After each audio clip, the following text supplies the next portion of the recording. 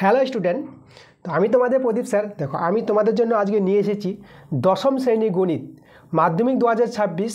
তো আজকে তোমাদের যে করাবো model question paper 6, page number 560। তো তোমাদের যে বইটা আছে ভলিউম 2, সেই ভলিউম 2 বই থেকে তোমাদের করাচ্ছি মডেল সেটগুলো। তো 1 থেকে 5 নম্বর মডেল সেট দেওয়া হয়ে গেছে, আজকে 6 নম্বর মডেল সেট। ঠিক আছে, তো চলো আমরা বেশি দেরি করবো না, আজকের ক্লাসের অঙ্কগুলোতে আমরা চলে যাব। তো প্রথমে দেখো একের যে প্রশ্নগুলো আছে, একের প্রশ্নগুলো এমসিকিউ টাইপের প্রশ্ন আছে। তো প্রথম প্রশ্নটা বলছি, বার্ষিক নির্দিষ্ট শতকরা চক্রবৃদ্ধি হার সুদে কিছু টাকা n বছরে দ্বিগুণ হলে ওই টাকা 4 গুণ হবে কত বছরে, সেটা বের করতে বলেছে। আচ্ছা দেখো, কিছু টাকা মানে আসলটা দেওয়া নাই, তো আমাদের এখানে আসল যেটা কিছু টাকা, সে আসলটা আমরা ধরে নেব। আসল বলতে যেটাকে পি বলি, আমরা x টাকা আসলটা ধরে নিলাম। আর বার্ষিক নির্দিষ্ট শতকরা বার্ষিক যে শতকরা সুদের হারটা সেটাও দেওয়া নাই, যেটাকে আমরা আর ধরে নেব। এটা হচ্ছে আমাদের বার্ষিক চক্রবৃদ্ধি সুদের হার, আর আসলটা আমরা x ধরে নিলাম। এখন দেখো যে আমাদের বলেছে যে n বছরের দ্বিগুণ হবে, তাহলে n বছরের দ্বিগুণ হবে মানে সমূল চক্রবৃদ্ধিটা দ্বিগুণ হয়ে যাবে, x এর দ্বিগুণ 2x হয়ে যাবে। সমূল চক্রবৃদ্ধি বলতে দেখো, সমূল চক্রবৃদ্ধির সূত্র p × 1 + r/100 whole to the power n। p হচ্ছে আসল, r হচ্ছে চক্রবৃদ্ধি সুদের হার, আর n হচ্ছে আমাদের সময়। তো এই হচ্ছে আমাদের সমূল চক্রবৃদ্ধি। তো এখানে আমরা যদি বলি মানগুলো যদি বসিয়ে দিই, আমরা দেখো আসলটা যেটা আমরা x ধরে নিয়েছি, তাহলে x = 1 প্লাস সুদের হারটা আমরা আর রাখলাম, আর ধরেছি। আর সময়টা দেখো n বছর বলেছে, সময়টা n। আর এই যে সমূল চক্রবৃদ্ধিটা n বছরের দ্বিগুণ বলেছে, এটাই দ্বিগুণ। দ্বিগুণ বলতে আসলের দ্বিগুণ, যে টাকা আসল ছিল তার দ্বিগুণ হয়ে যাবে, মানে 2x হয়ে যাবে। এই যে দেখো যেটা দ্বিগুণ বলেছে, তাহলে সমূল চক্রবৃদ্ধি n বছরের দ্বিগুণ 2x এটা। তো এবার আমরা দেখো এখানে x কেটে দিলাম, তাহলে এখানে আমাদের রয়ে গেল 1 + r/100 whole to the power n = 2। এটাকে আমি 1 নং নাম দিয়ে রেখে দিলাম। তারপরে দেখো বলেছি ওই টাকা মানে x টাকাটা, ওই টাকা 4 গুণ হবে কত বছরে। তো আমরা এখানে ধরে নিব যে t বছরে 4 গুণ হবে, এই যে t বছরে 4 গুণ হবে। ঠিক আছে, তো 4 গুণ হবে মানে সুদ আসলটা মানে সমূল চক্রবৃদ্ধি হয়ে যাবে 4 গুণ।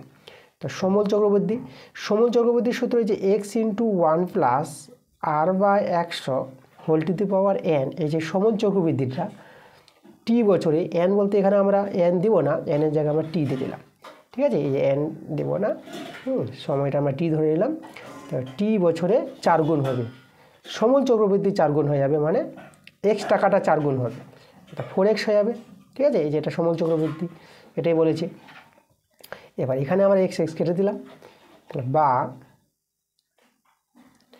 দেখো এখানে, তো এখানে 1 + r/100 আর পাওয়ারে যে সময়টা t আছে। আচ্ছা, 4কে আমরা 2 এর স্কয়ার করে দিলাম, বা 1 + r/100 পাওয়ারে t। আচ্ছা 2 দেখো এখানে লক্ষ্য করো, এই যে 2 আছে না, 2 এর মান যেটা আছে, 2 এর জায়গায় 2 এর মানটা যে বসিয়ে দেবো এখানে 1 নং থেকে। তা 2 এর মানটা আছে কত, 1 + r/100, আর পাওয়ার ছিল n, এখানে পাওয়ারে n, এখানে পাওয়ারে 2, তাহলে পাওয়ারে গুণ হয়ে যাবে, তাহলে আমরা 2n করে দিলাম। এই যে দেখো 2 এর জায়গায় মানটা বসিয়ে পাওয়ার n, আর এই যে 2 পাওয়ার 2n হয়ে গেল। ঠিক আছে, এটা কিন্তু 1 নং থেকে করেছি আমরা, এটা 1 থেকে মানটা বসিয়ে দিয়ে এরকম ফিগারে চলে এসেছে। আচ্ছা, তাহলে এখান থেকে দেখো আমাদের এখানে মূল সংখ্যা দেখো, এই যে এটা সমান পাওয়ার, মূল সংখ্যা যদি সমান হয় তো পাওয়ারগুলো সমান হয়ে যায়। তাহলে এখানে t এর মানটা হয়ে গেল আমাদের কত, 2n।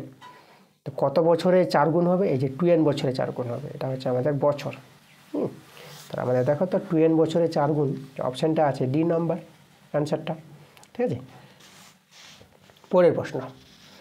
এরপরে দেখো 2 এর প্রশ্নটা বলেছি, একটা দ্বিঘাত সমীকরণ দেওয়া আছে। এই দ্বিঘাত সমীকরণের বীজদ্বয় p এবং q হলে 1/p + 1/q এর মান কোনটা হবে সেটা বের করে দেখাতে বলেছে। আচ্ছা, তাহলে আমরা জানি যে কোনো দ্বিঘাত সমীকরণের বীজদ্বয় যদি জানা থাকে তাহলে বীজদ্বয়ের সমষ্টি আর বীজদ্বয়ের গুণফল আমরা পেয়ে যাব সেই দ্বিঘাত সমীকরণ থেকে। তো এখানে দেখো তো আমাদের বীজদ্বয় পি এবং কিউ বলেছে, তাহলে পি প্লাস কিউ পাবো বীজদ্বয়ের সমষ্টি। বীজদ্বয়ের সমষ্টির সূত্র minus B by A, minus B, B হচ্ছে এক্সের সহগ 8 আর এ হচ্ছে এস স্কোয়ার সহগ 3, এই যে মাইনাস বি বাই এ, মানে এ বি সি লক্ষ্য করে এস স্কোয়ার সহগকে এ বলা হয়, এক্সের সহগ বি, আর এটা হচ্ছে ধ্রুবক সংখ্যা সি। কারণ একটা দ্বিঘাত সমীকরণ দেখতে কীরকম হয়, A x square plus B X plus C equal to 0।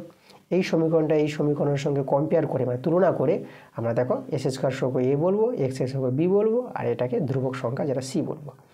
তাই এই যে মাইনাস বি বাই এ সূত্রটা, ঠিক আছে, বীজদ্বয়ের যোগফল মাইনাস বি বাই এ, তাহলে মাইনাস 8/3 পেয়ে যাবো আমরা। তাহলে বীজদ্বয়ের যোগফল পেয়ে গেলাম। এবার বীজদ্বয়ের গুণফল যেটা আমাদের পি কিউ, তাহলে বীজদ্বয়ের গুণফলের সূত্র C by A, C, C হচ্ছে ধ্রুবক সংখ্যাটা 2 আর এ হচ্ছে 3, এই যে আমাদের। আচ্ছা, এবার যেটা আমাদের মান বের করতে বলেছে সেটা আমরা টুকু আমাদের এই যে 1 by P plus 1 by Q এর মান বের করতে বলেছে। ভগ্নাংশে যোগ বিয়োগ করে না, পি কিউ লসাগু, দেখো পি কিউ লসাগু করলে আমরা এখানে কিউ প্লাস পি পেয়ে যাব। আচ্ছা, তাহলে এখানে দেখো কিউ প্লাস পি বলতে পি প্লাস কিউ আর নিচে পি কিউ সমান সমান। তাহলে মান বসিয়ে দিই, দেখো পি প্লাস কিউর মানটা যে বের করে রেখেছি আমরা মাইনাস 8/3, তাহলে আমরা এখানে মাইনাস 8/3 বসিয়ে দিলাম, আর পি কিউর মান হচ্ছে 2/3। আর এবার দেখো আমরা এটা সরল যদি করি, মাইনাস 8/3 উপরেরটা রেখে দিয়ে নিচের ভগ্নাংশটাকে আমরা উল্টে দিব, 3/2 হয়ে যাবে। ঠিক, এই যে একটা ভগ্নাংশ একটা ভগ্নাংশ, উপরে ভগ্নাংশ রেখে দিবা আর গুণ দিয়ে নিচের ভগ্নাংশটাকে উল্টে দিবা, 3 3 কেটে দাও, 2 4 8, তো সমান সমান আমরা পেয়ে গেলাম কত, আমরা পেয়ে গেলাম -4। তাহলে এই যে মানটা আমরা বলেছিল এর মানটা -4 পেয়ে গেলাম, দেখো অপশানে -4 এ নাম্বার অ্যান্সারটা। এবার চলে যাবো আমরা 3 নম্বর প্রশ্নে। 3 নম্বর প্রশ্নটা দেখো আমাদের বলছে একটি বৃত্তের 18 সেমি দৈর্ঘ্যের একটি যে বৃত্তটির কেন্দ্রে সমকোণ উৎপন্ন করে, তা বৃত্তটির কেন্দ্র থেকে যেটির দূরত্ব কত হবে সেটা বের করতে বলেছে। আচ্ছা, ছবিটা আঁকি, ছবিটা তৈরি করে প্রশ্নটা ভালো করে বুঝবো। আমাদের একটা বৃত্ত বলেছে, এই যে আমাদের একটা বৃত্ত, বা একটা জে আছে যার দৈর্ঘ্য বলে দিয়েছে। এই যে আমরা একটা জে তৈরি করলাম, এটা এ বি, আর এখানে আমাদের কেন্দ্রবিন্দু, এই যে জেটা হচ্ছে 18 সেমি, এটা হচ্ছে আমাদের 18 সেমি। আচ্ছা, আমাদের বলেছি এই যে জেটি কেন্দ্রে সমকোণ উৎপন্ন করে, কেন্দ্র ও বিন্দু, এই যে কেন্দ্রে এইভাবে, এই যে এ বি জেটি কেন্দ্রে সমকোণ, মানে এটা এই কোণটা হবে 90 ডিগ্রি। আচ্ছা, তাহলে দেখো সমকোণ যদি উৎপন্ন করে তাহলে বৃত্তটির কেন্দ্র থেকে যেটির দূরত্ব, মানে এই যে কেন্দ্র থেকে যেটির দূরত্ব যদি আমরা এখানে এভাবে যোগ করে দিই, ঠিক আছে, এই যে দেখো আমাদের যে এটা এই বিন্দুটা আমরা পি বিন্দু নাম দিয়ে দিলাম, এটা হচ্ছে আমাদের, আচ্ছা 18টাকে এটা কেটে দিলাম, পি বিন্দু নাম দিয়ে দিলাম, এই যে ওপি। এই যে ওপিটা আমাদের বের করতে বলেছে, ওপি কত। তো দেখো ওপি আমরা পেয়ে যাবো, যে ওপি আমাদের বের করতে বলেছে। এখানে কিন্তু এ বি আমাদের দেওয়া আছে, এ বি হচ্ছে 18 সেমি। আচ্ছা, এখানে আমরা ধরে নিব যে ও এ এক্স আর ও বি এক্স, দেখো ও এ ও বি একই বৃত্তের ব্যাসার্ধ, তাহলে ও আর ও বি সমান হবে, তাহলে এক্স এক্স ধরে নিলাম। এখন আমরা দেখো এই যে সমকোণ ত্রিভুজ, এটা এ ও বিটা, এ ও বি মানে এই যে কোণটা এ ও বি কোণটা 90 ডিগ্রি আছে, তাহলে ত্রিভুজ এ ও বিটা সমকোণী ত্রিভুজ। তো সমকোণী ত্রিভুজের ধর্ম থেকে আমরা অতিভুজ স্কোয়ার সমান সমান ভূমি স্কোয়ার প্লাস লম্ব স্কোয়ার, সেখান থেকে এ বির মানটা বের করে নিই। তাহলে এখানে কিন্তু অতিভুজটা এ বি, তাহলে অতিভুজ মানে এ বি স্কোয়ার সমান সমান ভূমি স্কোয়ার প্লাস লম্ব স্কোয়ার, তো এটা হবে আমাদের 2s স্কোয়ার। আচ্ছা, তাহলে এখান থেকে আমরা এ বি কত বলবো, এ বি পেয়ে যাব আমরা এই যে √s স্কোয়ার, তাহলে এটা √2 থেকে যাবে আর এস স্কোয়ার থেকে এক্সটা বেরিয়ে আসবে, √2x, তাহলে এ বির মানটা পেয়ে গেলাম। আচ্ছা, আমাদের দেখো ওপিটা দরকার, তাই তো, তো দেখো ওপিটা আমরা কী করে বের করছি। আচ্ছা, এখানে দেখো এ বির মানটা আমাদের জানা আছে, এ বির মান হচ্ছে 18 সেমি, তো আমরা এখানে দেখো 18 সেমি বসিয়ে দিলাম। তাহলে লক্ষ্য করে এখান থেকে এক্সের মানটা আমরা বের করে নিই। তাহলে এক্সের মানটা আমরা পেয়ে যাবো এক্স সমান সমান 18/√2। এখন আমরা হর কোঅর্ডিনেশন যদি করি তা দেখো কীভাবে করব। এমপ্লাইজ এক্স সমান সমান আমরা √2 দিয়ে গুণ করে নেব, 18√2 আর এখানে √2 ইন্টু √2 এমপ্লাইজ এক্স সমান সমান 18√2/√2 গুণ করে 2 হয়ে যাবে। আচ্ছা, এটা কাটাকাটি করে 2 9 18। তাহলে আমরা দেখো এক্সের মানটা পেয়ে গেলাম 9√2। আচ্ছা, এক্সের মান পেয়ে গেছি। তাহলে এবার দেখো তো এখানে আমরা এই যে ওপিটা এবার পেয়ে যাবো। দেখো ওপিটা এখান থেকে যে বলেছে দূরত্ব, এটা হচ্ছে লম্ব দূরত্ব। তাহলে এই কোণটা কিন্তু আমাদের কী হবে, সমকোণ হবে। তাহলে এখানে এওপি যে ত্রিভুজটা আছে এটাও কিন্তু সমকোণী ত্রিভুজ এওপি, কারণ এই যে লম্ব দূরত্ব মানে ক্ষুদ্রতম দূরত্ব, এটা যেটা আমাদের এটা লম্ব হবে কার পর, এইবির পর। মানে এখানে তোমাদের যেটা বলবো যে এখানে আমি দেখিয়ে দিচ্ছি, এই জায়গায় দেখিয়ে দিচ্ছি যে ওপিটা লম্ব আছে এইবির পর।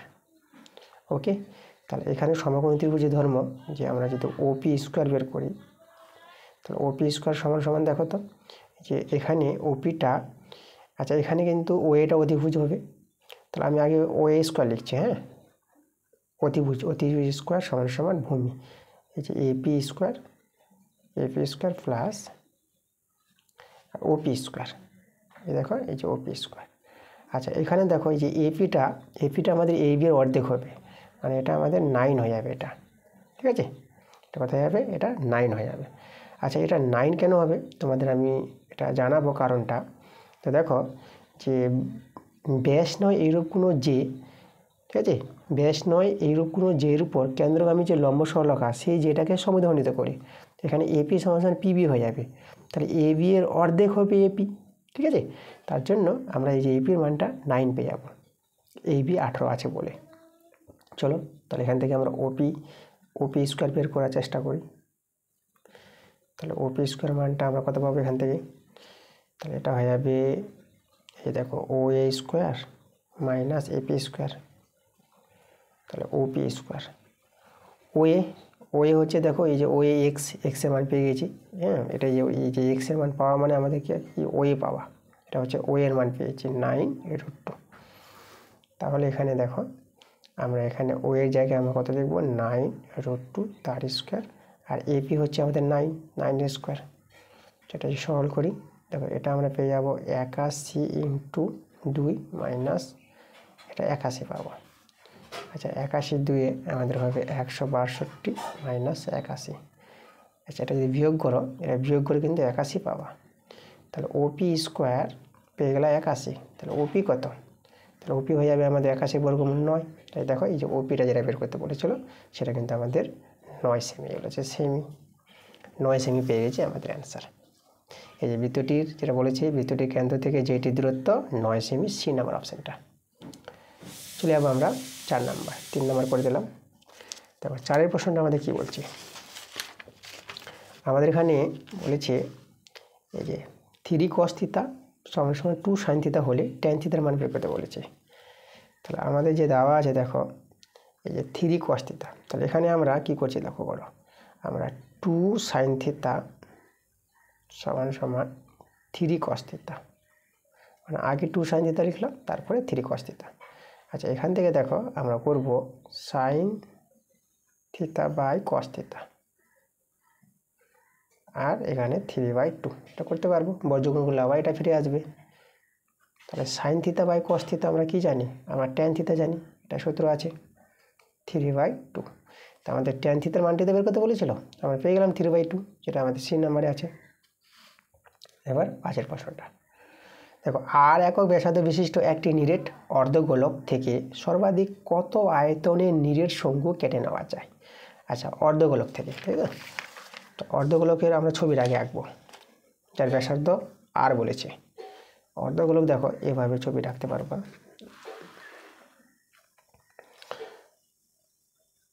এই যে আমরা আঁকছি উল্টো বাটি,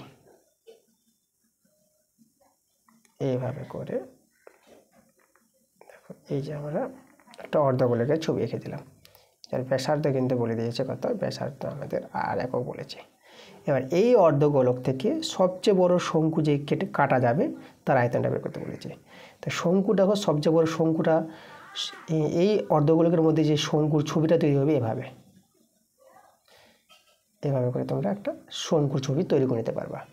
তো দেখো এটা এই যে শঙ্কুর যে উচ্চতাটা না, এই যে এটা কিন্তু অর্ধগোলকের ব্যাসার্ধ, শঙ্কুর উচ্চতা আর অর্ধগোলকের ব্যাসার্ধ সমান। তো এই যে এটা দেখো, এটা আর হবে, তাহলে এখানে শঙ্কুর উচ্চতা এইচ, যেটা এই যে শঙ্কুর উচ্চতা এইচটা আমরা কিন্তু আর পেয়ে গেছি। আর এখানে শঙ্কুর ভূমির ব্যাসার্ধ আর অর্ধগোলকের ভূমির ব্যাসার্ধ আর শঙ্কুর ভূমির ব্যাসার্ধ সমান হবে, সবচেয়ে বড় শঙ্কু অর্ধগোলক থেকে। তাহলে এই যে অর্ধগোলকের ভূমিটা আর শঙ্কুর ভূমিটা কিন্তু সমান হয়ে যাবে। তো অর্ধগোলকের ভূমির ব্যাসার্ধ যেটা, শঙ্কুর ভূমির ব্যাসার্ধ সেটাই আর। আচ্ছা, তাহলে এখানে দেখো এই শঙ্কুটার আয়তন আমাদের বের করতে বলেছে। তাহলে এই শঙ্কুর আয়তনের সূত্র আমরা কি জানি, 1/3 পাই আর স্কোয়ার এইচ। তাহলে 1/3 পাই আর স্কোয়ার, আর এইচের মান তো আমরা জানলাম আর, তাহলে এইচের জায়গায় আর বসিয়ে দেবো। ঠিক আছে, কারণ এখানে শঙ্কুর উচ্চতাটাই হবে অর্ধগোলকের ব্যাসার্ধটা। ঠিক আছে, তাই এটা আমরা সরল করে নিই। উপরে দেখো এখানে আমরা পেয়ে যাবো পাই আর কিউব পেয়ে যাবো, আর নিচে 3। তো এটাই হচ্ছে আমাদের শঙ্কুর আয়তন। সেই অর্ধগোলকের মধ্যে সবচেয়ে বড় যে শঙ্কু তৈরি হবে তার আয়তন এটা। তা দেখো তো এটা আমাদের কত নম্বর অপশানে আছে, এটা আমরা দেখতে পাচ্ছি ডি নাম্বার অপশানে আছে। তাহলে অ্যান্সারটা আমাদের ডি নাম্বার। 6 নম্বর প্রশ্নটা দেখো, বলছে কিছু শিশুর বয়স, বছরে দেওয়া আছে বয়সগুলো, এখানে কয়েকটি শিশুর বয়স দেওয়া আছে, তাদের বয়সের মধ্যমা বের করতে বলেছে। তো চলো আমরা মধ্যমা বের করে দেখিয়ে দেবো। মধ্যমা বের করা যেটা আমাদের নিয়ম, তো মধ্যমা বের করার নিয়মটা যেটা আমাদের জানতে হবে, যে এই যে সংখ্যাগুলোর যে মধ্যমা বের করবো না, তা প্রথমে সংখ্যাগুলোকে মানের ঊর্ধ্বক্রম অনুসারে সাজিয়ে নিতে হবে, মানে ছোট থেকে বড় আকারে আমরা সাজিয়ে নেব। আচ্ছা দেখো, তো ছোট থেকে বড় বলতে সবচেয়ে ছোট তো দেখো কে সংখ্যাটা আছে, আমরা 4 দেখতে পাচ্ছি। তাহলে এই যে আমরা 4, এই যে 4টা সবচেয়ে ছোট। 4-এর পর কে আছে 5, তো আমরা এই যে 5 আছে, 4-এর পর 5। এবার 5-এর চেয়ে কে বড় আছে, তারপর 6 দেখতে পাচ্ছি, আর 6-এর চেয়ে কে বড় আছে। আচ্ছা 6-এর পর মনে হয় সম্ভবত 9 আছে, দেখো 9, তো 6-এর পর 9 নিলাম। তারপর 10 দেখতে পাচ্ছি, এই যে 10। তারপর 10-এর চেয়ে কে বড় আছে 11, 11-এর পর 20, 20-এর পর 18, এই যে দাগ মেরে দিলাম আমরা। আচ্ছা সরি, এখানে একটু ভুল হচ্ছে, 11-এর পর হবে 18 হবে, তারপর 20 হবে, এই যে দেখো। আচ্ছা এখানে দেখো সংখ্যা কটা ছিল, 1 2 3 4 5 6 7 8, আমাদের দেখো 1 2 3 4 5 6 7 8 গুণে নেওয়া। ঠিক আছে, এবার দেখো সংখ্যাগুলোকে সাজিয়ে নিলাম ছোটো থেকে বড়। তারপরে দেখো এবার আমরা সহজে মধ্যমা বের করে নেব, এই সংখ্যাগুলির মধ্যমা কত। তো দেখো মধ্যমা পাওয়ার যে নিয়মটা, দেখো এইদিকে 3 জন আর এইদিকে 3 জন, দেখো 3 জন মিলেছে, তো এই 3 জন বাদ মেরে দাও আর এই 3 জনকে বাদ মেরে দাও, মধ্যে থেকে গেল এই 2 জন, 9 আর 10। তাহলে মধ্যমা পাওয়ার নিয়ম হচ্ছে এই সংখ্যাগুলির বা এই তথ্যের যে মধ্যমা হবে, এই যে মধ্যে যে 2 জন থাকলো না, এদেরকে যোগ করবা, 9 যোগ 10 যোগ করে 2 দিয়ে ভাগ করে দেবা, এটাই হচ্ছে মধ্যমা। তা আমরা সলভ করে নেব, এটা হয়ে যাবে আমাদের 19/2। এটা যদি ভাগ করো 2 9 18 আর এটা 2 5 10, মানে 9.5 পেয়ে যাবা, 19-এর অর্ধেক 9.5, 9.5 পাবা ভাগ করে। তা 9.5 দেখো আমাদের আছে এ নাম্বার অপশনে, এটাই আমাদের অ্যান্সার। এরপরে চলে যাবো 2-এর প্রশ্নগুলো, যেগুলো আমাদের আছে শূন্যস্থান। তো দেখো 2-এর 1 নম্বর প্রশ্নটা বলেছে 500 টাকা 12 মাস খাটলে 200 টাকা ড্যাশ মাসের লভ্যাংশের সমান হয়। আচ্ছা, মানে 500 টাকা 12 মাস খেটে যে লভ্যাংশ হবে, সেই লভ্যাংশটাই হবে 2000 টাকা, 200 টাকা না, এটা 2000 টাকা আছে। 2000 টাকা যত মাস খাটবে, আমরা ধরে নেব যে এটা এক্স মাস খাটবে। ঠিক আছে, তাহলে দেখো এখানে আমাদের যেটা প্রশ্নে বলেছে, দেখো প্রশ্ন অনুসারে যে 500 টাকা খাটছে 12 মাস। ঠিক আছে, এটা হচ্ছে মূলধন অনুপাত, যেটা মূলধন বেরোবে ওটি হচ্ছে লভ্যাংশ একই সময়ের ক্ষেত্রে। তাই 500 টাকা 12 মাস খাটবে, যে লভ্যাংশ হবে সেটা হবে সমান হয়ে যাবে যে 2000 টাকা যদি এক্স মাস, ধরে নিলাম কত মাস, এক্স মাস যেহেতু খাটে, তাহলে এক্স দিয়ে গুণ করে দেবো। তাই এটাই তো সমান বলে দিয়েছে, এই যে 500 টাকা 12 মাস খাটলে 2000 টাকা এক্স মাসের লভ্যাংশের সমান, এক্স ধরে নিয়েছি, এক্স মাসের লভ্যাংশের সমান। তো লভ্যাংশ মানে একই সময়ের ক্ষেত্রে মূলধনের অনুপাতটা আর লভ্যাংশের অনুপাতটা সমান হয়। আমরা এখানে যে মূলধনটা বেরোবে যেটা সেটাই হবে লভ্যাংশ, তাই না? তার জন্য আমরা সমান করে দিতে পারলাম। তো এখান থেকে সরল করে এক্সের মানটা যেটা বেরোবে সেটাই আমাদের কিন্তু অ্যান্সার চলে আসবে, সেই মাসটা পেয়ে যাবে যে কত মাসের লভ্যাংশের সমান হবে। তো চলো প্রথমে তো এখানে 0 0 কেটে দিলাম। তারপরে দেখো আমরা যদি কাটাকাটি করি 5 4 20 আর 4 3 12। তা দেখো এক্সের মানটা কিন্তু আমরা দেখতে পাচ্ছি কত, এখান থেকে এক্স সমান আমরা 3 দেখতে পাচ্ছি। তাহলে এই যে দেখো 500 টাকা 12 মাস খাটলে 2000 টাকা 2 মাসের লভ্যাংশের সমান হবে। তাহলে এক্সের জায়গায় আমরা 2 বসিয়ে দিলাম, এই যে 2 মাসের। তার অ্যান্সারটা 2 কেন বলছি, আমাদের 3 এসেছে, 3 মাসের, ঠিক আছে? তো এই যে 2000 টাকা 3 মাসের লভ্যাংশের সমান হবে। তো অ্যান্সার আমাদের 3 মাস। আচ্ছা চলে যাবো আমরা 2 নম্বরটা, 2 দেখো 2 নম্বরটা আমাদের কি বলছে, আমাদের এখানে বলছে যদি একটি চলরাশি অন্য একাধিক চলরাশির গুণফলের সঙ্গে সরল বেঁধে থাকে তবে প্রথম চলরাশি অপর চলরাশিগুলির সঙ্গে ড্যাশ আছে, ঠিক না, কি ভেদে থাকবে। তা দেখো তো, তবে এখানে আমরা দেখাবো, এই যে দেখো আমাদের একটি চলরাশি, এই যে একটি চলরাশি আমরা এখানে ধরে নিব, এই যে দেখো যে চলরাশিগুলি ধরো এ একটা, বি একটা, সি, এরকম ধরে নিলাম যে এ বি সি চলরাশিগুলো। আচ্ছা একটি চলরাশি একাধিক চলরাশির গুণফলের সঙ্গে সরল বেঁধে আছে, মানে এ ভেরিয়েস বি, একটি চলরাশি মানে এটা বি এর সঙ্গে সরল বেঁধে আছে, আবার কমা দিয়ে এটা আবার কার সঙ্গে সরল বেঁধে আছে, সি এর সঙ্গে, মানে একটা চলরাশি একাধিক চলরাশির সঙ্গে। তাহলে এই যে এটা সরল বেঁধে থাকবে সি এর সঙ্গে, এভাবে বলেছে প্রশ্নটা, ঠিক আছে? একটি চলরাশি অন্য একাধিক চলরাশির গুণফলের সঙ্গে যদি সরল বেঁধে থাকে, তো গুণফলের সঙ্গে সরল বেঁধে থাকবে। তা দেখো তাহলে এভাবে যদি আমাদের থাকে দুটো ভেদ, তাহলে এই দুটো ভেদ থেকে আমরা যদি তৈরি করি, দেখো যেটা যৌগিক ভেদের উপপাদ্য, সেটা আমরা করতে পারবো এ ভেরিয়েস, মানে এ আর এ মিলে গেছে, এ লিখে দেবা, আর ডান দিকে যে বি সি আছে না, এদের গুণ করে নেবা, এই যে গুণফলের সঙ্গে বলেছে বি সি গুণ, মানে আমরা এখানে যেহেতু করি গুণ করে দিই, তাহলে এই যে বি সি পেয়ে যাবো।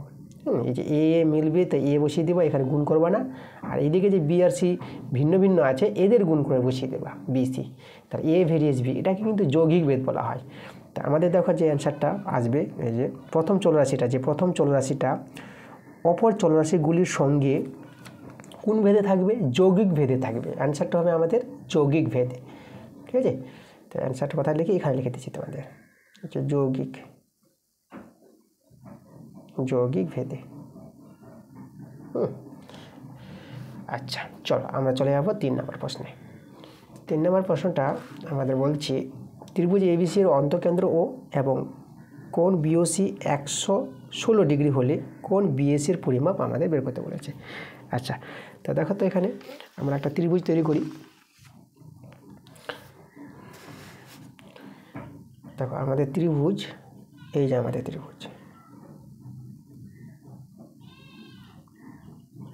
ত্রিভুজ আমরা নিলাম এ বি সি। দেখো ত্রিভুজ এ বি সি, অন্তঃকেন্দ্র কি, অন্তঃকেন্দ্র হচ্ছে দেখো কোণগুলি, এভাবে যে কোণগুলি, এই যে কোণগুলি যেই বিন্দুতে মিলিত হবে, এই যে দেখো মানে কোণগুলির অন্তর সমদ্বিখণ্ডক, ঠিক আছে? কোণগুলির যে অন্তর সমদ্বিখণ্ডকগুলি, এই যে ত্রিভুজের কোণগুলির অন্তর সমদ্বিখণ্ডকগুলি যে বিন্দুতে মিলিত হবে সেই বিন্দুটাকে বলা হয় ত্রিভুজের অন্তঃকেন্দ্র, ঠিক আছে? আবার কথাটা বলি যে অন্তঃকেন্দ্র কি, কোনো একটি ত্রিভুজের প্রত্যেকটি কোণের অন্তর সমদ্বিখণ্ডকগুলি যে বিন্দুতে মিলিত হবে সেই বিন্দুটাকে বলা হয় অন্তঃকেন্দ্র। ওকে, অন্তর সমদ্বিখণ্ডক বলতে মানে এই যে বাহুটা আছে না, মানে এই কোণটাকে সমান দুভাগে ভাগ করে দিয়েছে, মানে এই কোণটা সমান আছে, এই কোণটা সমান আছে, ঠিক আছে? এই হচ্ছে অন্তঃকেন্দ্র। আচ্ছা এবার দেখো তো এখানে বিওসি, মানে এই কোণটা আমাদের কিন্তু বলেছে, কথা বলেছে বিওসি বলে দিয়েছে আমাদের 116 ডিগ্রি বলে দিয়েছে। তাহলে আমাদের এই যে বলেছে বিএসি, এই কোণের মানটা আমাদের বের করতে বলেছে। তাহলে দেখো আমরা এই যে বিএসির মানটা আমরা বের করে নেব। তার জন্য আমাদের একটা সূত্র জানতে হবে। এভাবে যদি অন্তঃকেন্দ্র হয় ত্রিভুজের ও বিন্দুটা আর কোণ বিওসিতে দেওয়া আছে, তাহলে আমাদের সূত্রটা দেখো, এই যে কোণ বিওসি সমান সমান 90 ডিগ্রি প্লাস কোণ বিএসি, যার মান বের করতে বলেছে, কোণ বিএসি বাই 2। ঠিক আছে, এখানে তার অর্ধেক। এই যে এটা আমাদের সূত্র। ঠিক আছে, অন্তঃকেন্দ্র নিয়ে যে আমাদের সূত্রটা, এই কোণটা আর এই কোণটা নিয়ে এই সূত্রটা মনে রাখবা। ঠিক আছে, আচ্ছা, এই সূত্র থেকে কিন্তু আমরা এই কোণ বিএসির মানটা পেয়ে যাবো। কোণ বিএসিতে দেওয়া আছে, চলো আমরা এখানে মানটা বসিয়ে দেবো। এটা হচ্ছে আমাদের 116 ডিগ্রি সমান, ঠিক আছে, 90 ডিগ্রি প্লাস, আর এটা আমরা কোণ বিএসি বাই 2। তাহলে এখান থেকে দেখাতো, আমরা যদি বলি কোণ বিএসি বাই 2, তো এটা আমাদের হয়ে যাবে 116 ডিগ্রি মাইনাস 90 ডিগ্রি। এই যে 90 ডিগ্রিটা আমরা নিয়ে চলে আসবে এইদিকে, মাইনাস হয়ে যাবে। তাহলে কোণ বিএসি বাই 2, এটা বিয়োগ করে নিবা, এটা বিয়োগ করে তোমরা পেয়ে যাবা 26 ডিগ্রি। তাহলে কোণ বিএসি সমান সমান, তাহলে এখানে বর্জ্যগুণ করবো, 26 ডিগ্রি ইন্টু 2, তাহলে গুণ করে যাবে আমাদের 52 ডিগ্রি। এই যে দেখো, কোণ বিএসির মানটা 52 ডিগ্রি। ঠিক আছে, এইভাবে তোমরা সহজভাবে অঙ্কটা করে নিতে পারবা। চলো আমরা চলে যাবো 4 নম্বর প্রশ্নে। 4 নম্বর প্রশ্নটা বলেছে, দেখো, এই যে আমাদের ত্রিকোণমিতিক যে রাশিমালাটা আছে, এই রাশিমালাটার মান বের করতে বলেছে। তাহলে আমরা দেখো, রাশিমালাটার মানটা আমরা তোমাদের বের করে দেখাবো। তো এখানে লক্ষ্য করো, আমরা কী করবো, এটাকে সরল করব। তো এটাকে যদি সরল করি, যে 4/sec স্কোয়ার থিটা আছে না, তা দেখো আমরা 4 সেকটাকে যে উপরে নিয়ে যাও, তা তোমরা পেয়ে যাবো cos স্কোয়ার থিটা। ঠিক আছে, 1/sec cos হয়, তাই যে মানে cos থিটা সমান 1/sec থিটা। তার জন্য নিচে যে sec স্কোয়ার থিটা ছিল, উপরে গিয়ে cos স্কোয়ার থিটা হয়ে গেছে প্লাস, আর 1 প্লাস এই যে 1 প্লাস cot স্কোয়ার থিটা আছে না, তো এর একটা সূত্র আছে। তো 1 প্লাস cot স্কোয়ার থিটার যে সূত্রটা, সেটা হচ্ছে আমাদের cosec স্কোয়ার থিটা। এখানে আমরা লিখব cosec square theta plus 3 sin square theta আছে, আমরা লিখে দিলাম। তোমাদের বলি, এই সূত্রটা আমি বলি যে এই যে তোমাদের সূত্রটা মনে রাখতে হবে এখানে। আচ্ছা, যেহেতুতে আমি দেখাচ্ছি, দেখো, যেহেতু cosec square theta minus cot square theta সমান 1 হয়, তাহলে এখান থেকে যদি তোমরা cosec স্কোয়ার থিটার মানটা বের করতে চাও, তাহলে 1 প্লাস এই যে মাইনাস cot স্কোয়ার থিটাটা ডান দিকে নিয়ে গেলে হয়ে যাবে 1 প্লাস cot স্কোয়ার থিটা। দেখো, তাই এটিতে আমাদের দেওয়া ছিল 1 প্লাস cot স্কোয়ার থিটা, তার জায়গায় আমরা বসিয়েছি cosec স্কোয়ার থিটা। এই যে সূত্রটা পাশে দেখিয়ে দিলাম, সমান সমান 4 cosec স্কোয়ার থিটা প্লাস, এবার 1/cosec, যেটা আমাদের সাইন হয়ে যায়, 1/cosec সাইন, তাহলে সাইন স্কোয়ার থিটা প্লাস এদিকে আমাদের আছে 3 sin square theta, 4 cos square theta plus, এটা দেখো 3 sin স্কোয়ার থিটা আর sin স্কোয়ার থিটা যোগ করে আমরা পেয়ে যাবো 4 sin স্কোয়ার থিটা। তাই তো, এই যে 3টা এখানে একটা, 4টা। এখন আমরা কী করবো, এই 4টা আমরা কমন নিয়ে নিচ্ছি। এই যে 4 যদি কমন নিই, তাহলে আমরা পেয়ে যাবো cos square theta plus sin square theta. তাহলে এবার দেখো তো, 4 ইন্টু, দেখো এই যে cos square theta plus sin square theta, তা আমাদের একটা সূত্র আছে, যেহেতু এই যে sin square theta plus cos square theta সমান 1 হয়, তাহলে এই যে sin square theta plus cos square থিটার মানটা 1 বসিয়ে দিলাম, আর 4 × 4, তাহলে আমরা মানটা কত পেয়ে গেলাম, 4 পেয়ে গেলাম। এই যে এর মান কত, 4। 5 নম্বর প্রশ্নটা, একটি লম্ববৃত্তাকার শঙ্কুর উচ্চতা তার ভূমির ব্যাসার্ধের √5 গুণ হলে শীর্ষ কোণের মান বের করতে বলেছে। আচ্ছা, ভালো প্রশ্ন। দেখো, তো আমরা একটা শঙ্কুর আগে একটা ছবি এঁকে নিই। আমাদের যে এই যে দেখো শঙ্কুর প্রথমে ভূমিটা এইভাবে করে আগে তৈরি করে নাও, এভাবে তৈরি করে এইদিকে আর এই যে এইদিকে এভাবে করে যোগ করে দেবো। এটা আমাদের এই যে শঙ্কুর ভূমির ব্যাস, এখানে ভূমির কেন্দ্রবিন্দু, এটা হচ্ছে আমাদের দেখো ব্যাসার্ধ। এখানে আমি উচ্চতাটা দেখাবো তোমাদের, শঙ্কুর উচ্চতা, আচ্ছা নামটা দিয়ে এটা ABC, যে ABC। আচ্ছা, তাহলে এখানে দেখো তো আমরা কী পেয়ে যাবো, ভূমির ব্যাসার্ধ, এই যে ভূমির ব্যাসার্ধ যেটা আমাদের বলে দিয়েছে √3। তো শঙ্কুর উচ্চতা, এই যে উচ্চতা কিন্তু আমাদের AC, তো শঙ্কুর উচ্চতা তার ভূমির ব্যাসার্ধের √3 গুণ বলে দিয়েছে, তাই না? তার ভূমির ব্যাসার্ধের √3 গুণ বলতে দেখো এখানে কত হবে আমাদের উচ্চতাটা, ভূমির ব্যাসার্ধের √3 গুণ। আচ্ছা, এখানে দেখো ভূমির ব্যাসার্ধটা √3 না, ভূমির ব্যাসার্ধের √3 গুণ বলেছে, √3 গুণ, এটা ভূমির ব্যাসার্ধ নয়, উচ্চতাটা। তাহলে এখানে আমাদের আগে কী করতে হবে, ভূমির ব্যাসার্ধ যেটা, এই যে ভূমির ব্যাসার্ধকে আমাদের আর ধরে নিতে হবে, এটা হচ্ছে ভূমির ব্যাসার্ধ। এবার যে আমাদের উচ্চতা যেটা হবে, ঠিক আছে, কত হবে, যে বলেছে যে দেখো শঙ্কুর উচ্চতা, এই যে আমাদের এসিটা পাবো, শঙ্কুর উচ্চতা তার ভূমির ব্যাসার্ধের মানে আরের ভূমির ব্যাসার্ধের √3 গুণ, মানে এই যে এসিটা হয়ে যাবে আমাদের কত, এই যে √3r হয়ে যাবে, √3r, ভূমির ব্যাসার্ধের √3 গুণ, তাই না? এটাই বলেছে আমাদের, মানে এই যে আমাদের যে উচ্চতাটা এইচটা হয়ে যাবে এই যে ভূমির ব্যাসার্ধের √3 গুণ, এই যে এটা হবে আমাদের। তাহলে এইচের মানটা হচ্ছে আমাদের কত, এই যে √3r, এই যে এটা হচ্ছে আমাদের এইচ। তো এইভাবে আমরা উচ্চতা পেয়ে গেলাম, ভূমির ব্যাসার্ধ আর উচ্চতা এটা। আচ্ছা, তাহলে আমাদের দেখো শীর্ষকোণ যেটা, আমাদের শীর্ষকোণ হচ্ছে এখানে এই যে পুরো কোণটা, এই কোণটা, তার আগে আমরা এই কোণটাকে ধরে নিলাম, এটা কোণকে আমরা থিতা ধরে নিলাম। কোন কোণটা ধরলাম, থিতা। তার ধরি কোণ এসিবি, কোণ এসিবি কোণটা, এই কোণটাকে আমরা থিতা ধরে নিলাম, তাই না? আচ্ছা, এখানে আমরা নাম দিই একটা, এটা ডি নাম দিই। আমাদের ডিসিবি বা বিসিডি, এই বিসিডি কোণের মানটা কিন্তু বের করতে বলেছে, কোণ বিসিডি, এটা কিন্তু আমাদের বের করতে হবে কত, তাই তো? এটা বলেছে শীর্ষকোণ, শীর্ষকোণ তো এটাই কোণটা, শঙ্কুর কোণটা। তো এই শঙ্কুর কোণ যেটা বিসিডি, এই কোণের মানটা আমাদের চেয়েছে।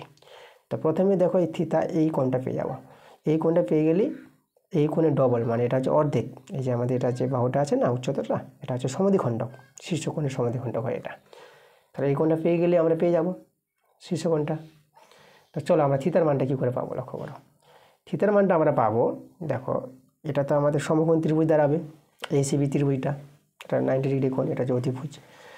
তাহলে থিতা কোণের সাপেক্ষে আমি যদি বলি, থিতা কোণের সাপেক্ষে এসিটা ভূমি হবে আর এবিটা লম্ব হবে, কোণ সাপেক্ষে, যে কোণ সংলগ্ন বাহুটাকে ভূমি বলা হয় আর পরেরটাকে লম্ব বলা হয়, আর এটা বিসিটা তো সবসময় অতিভুজ।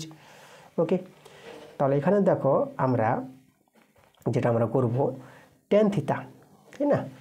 তো এখানে আমরা যে ট্যান থিতা যেটা করব, যে ভূমি বাই লম্ব বাই ভূমি যেটা, তাই না, ট্যান থিতা। তো এখানে লম্ব বাই ভূমি, এই যে ট্যান থিতা, থিতা কোণের সাপেক্ষে ট্যান থিতা, লম্ব বাই ভূমি। তার লম্ব হচ্ছে আমাদের এবি, লম্ব এবি, আর ভূমি হচ্ছে আমাদের এসি। এই যে দেখো, এই যে থিতা কোণের সাপেক্ষে ভূমিটা কিন্তু এসি আর লম্ব কিন্তু এবি, এটা কিন্তু খুব ইম্পর্টেন্ট কথা, এটা কিন্তু আমাদের মনে রাখতে হবে, হ্যাঁ। তা ট্যান থিতা যেটা আমরা জানি, ট্যান থিতার টেনের যে বাংলা লম্ব বাই ভূমি, সেটা আমরা লিখলাম। তো চলো এখানে দেখো ট্যান থিতা সমান সমান এবির মান আমরা জানি আর, এখানে ব্যাসার্ধ, আর এসির মানটা আমরা পেয়েছি √3r, আর কেটে দিলাম। তা দেখো আমরা ট্যান থিতা কত পাচ্ছি, তাহলে ট্যান থিতা সমান সমান পেয়ে যাচ্ছে কত, ট্যান থিতা পেয়ে যাচ্ছে 1/√3। আচ্ছা, এখানে দেখো ট্যান থিতা 1 যে √3 আছে, ট্যান কত ডিগ্রির মান, ট্যান 30 ডিগ্রির মান, ট্যান 30 ডিগ্রির মান হচ্ছে 1/√3। অতএব দেখো ট্যান ভ্যানিশ করে থিতার মানটা আমরা এখান থেকে পেয়ে যাবো কত, 30 ডিগ্রি। এই যে দেখো থিতার মান পেয়ে গেছি। তার থিতার মান পেয়ে গেলেই আমরা এই যে কোণটা আছে, এই যে বিসিডি, তার মান পেয়ে যাবো। তার অতএব কোণ বিসিডি আমরা কত পেয়ে যাবো, 30 ডিগ্রি যোগ 30 ডিগ্রি, 30 ডিগ্রি ডবল, তাহলে হয়ে যাবে আমাদের 60 ডিগ্রি। দেখো শীর্ষ কোণটা আমরা কিন্তু 60 ডিগ্রি পেয়ে গেলাম, এই যে পুরো কোণটা কত পেয়ে গেলাম আমরা, 60 ডিগ্রি। আর থিতা কত পেয়ে গেলাম, থিতা পেয়ে গেলাম 30 ডিগ্রি। ওকে, তাহলে এই যে শীর্ষকোণ যেটা আমাদের চেয়েছিল, শীর্ষকোণের মানটা আমরা 60 ডিগ্রি পেয়ে গেলাম। এবার চলে যাবো আমরা 6 নম্বর প্রশ্নে। দেখো যে বলেছে প্রশ্নটা, ক্রমবিচ্যুতি পদ্ধতিতে বিন্যস্ত রাশিতত্ত্বের যৌগিক গড় নির্ণয়ের সময় সকল শ্রেণীর শ্রেণীদৈর্ঘ্য কী হয়।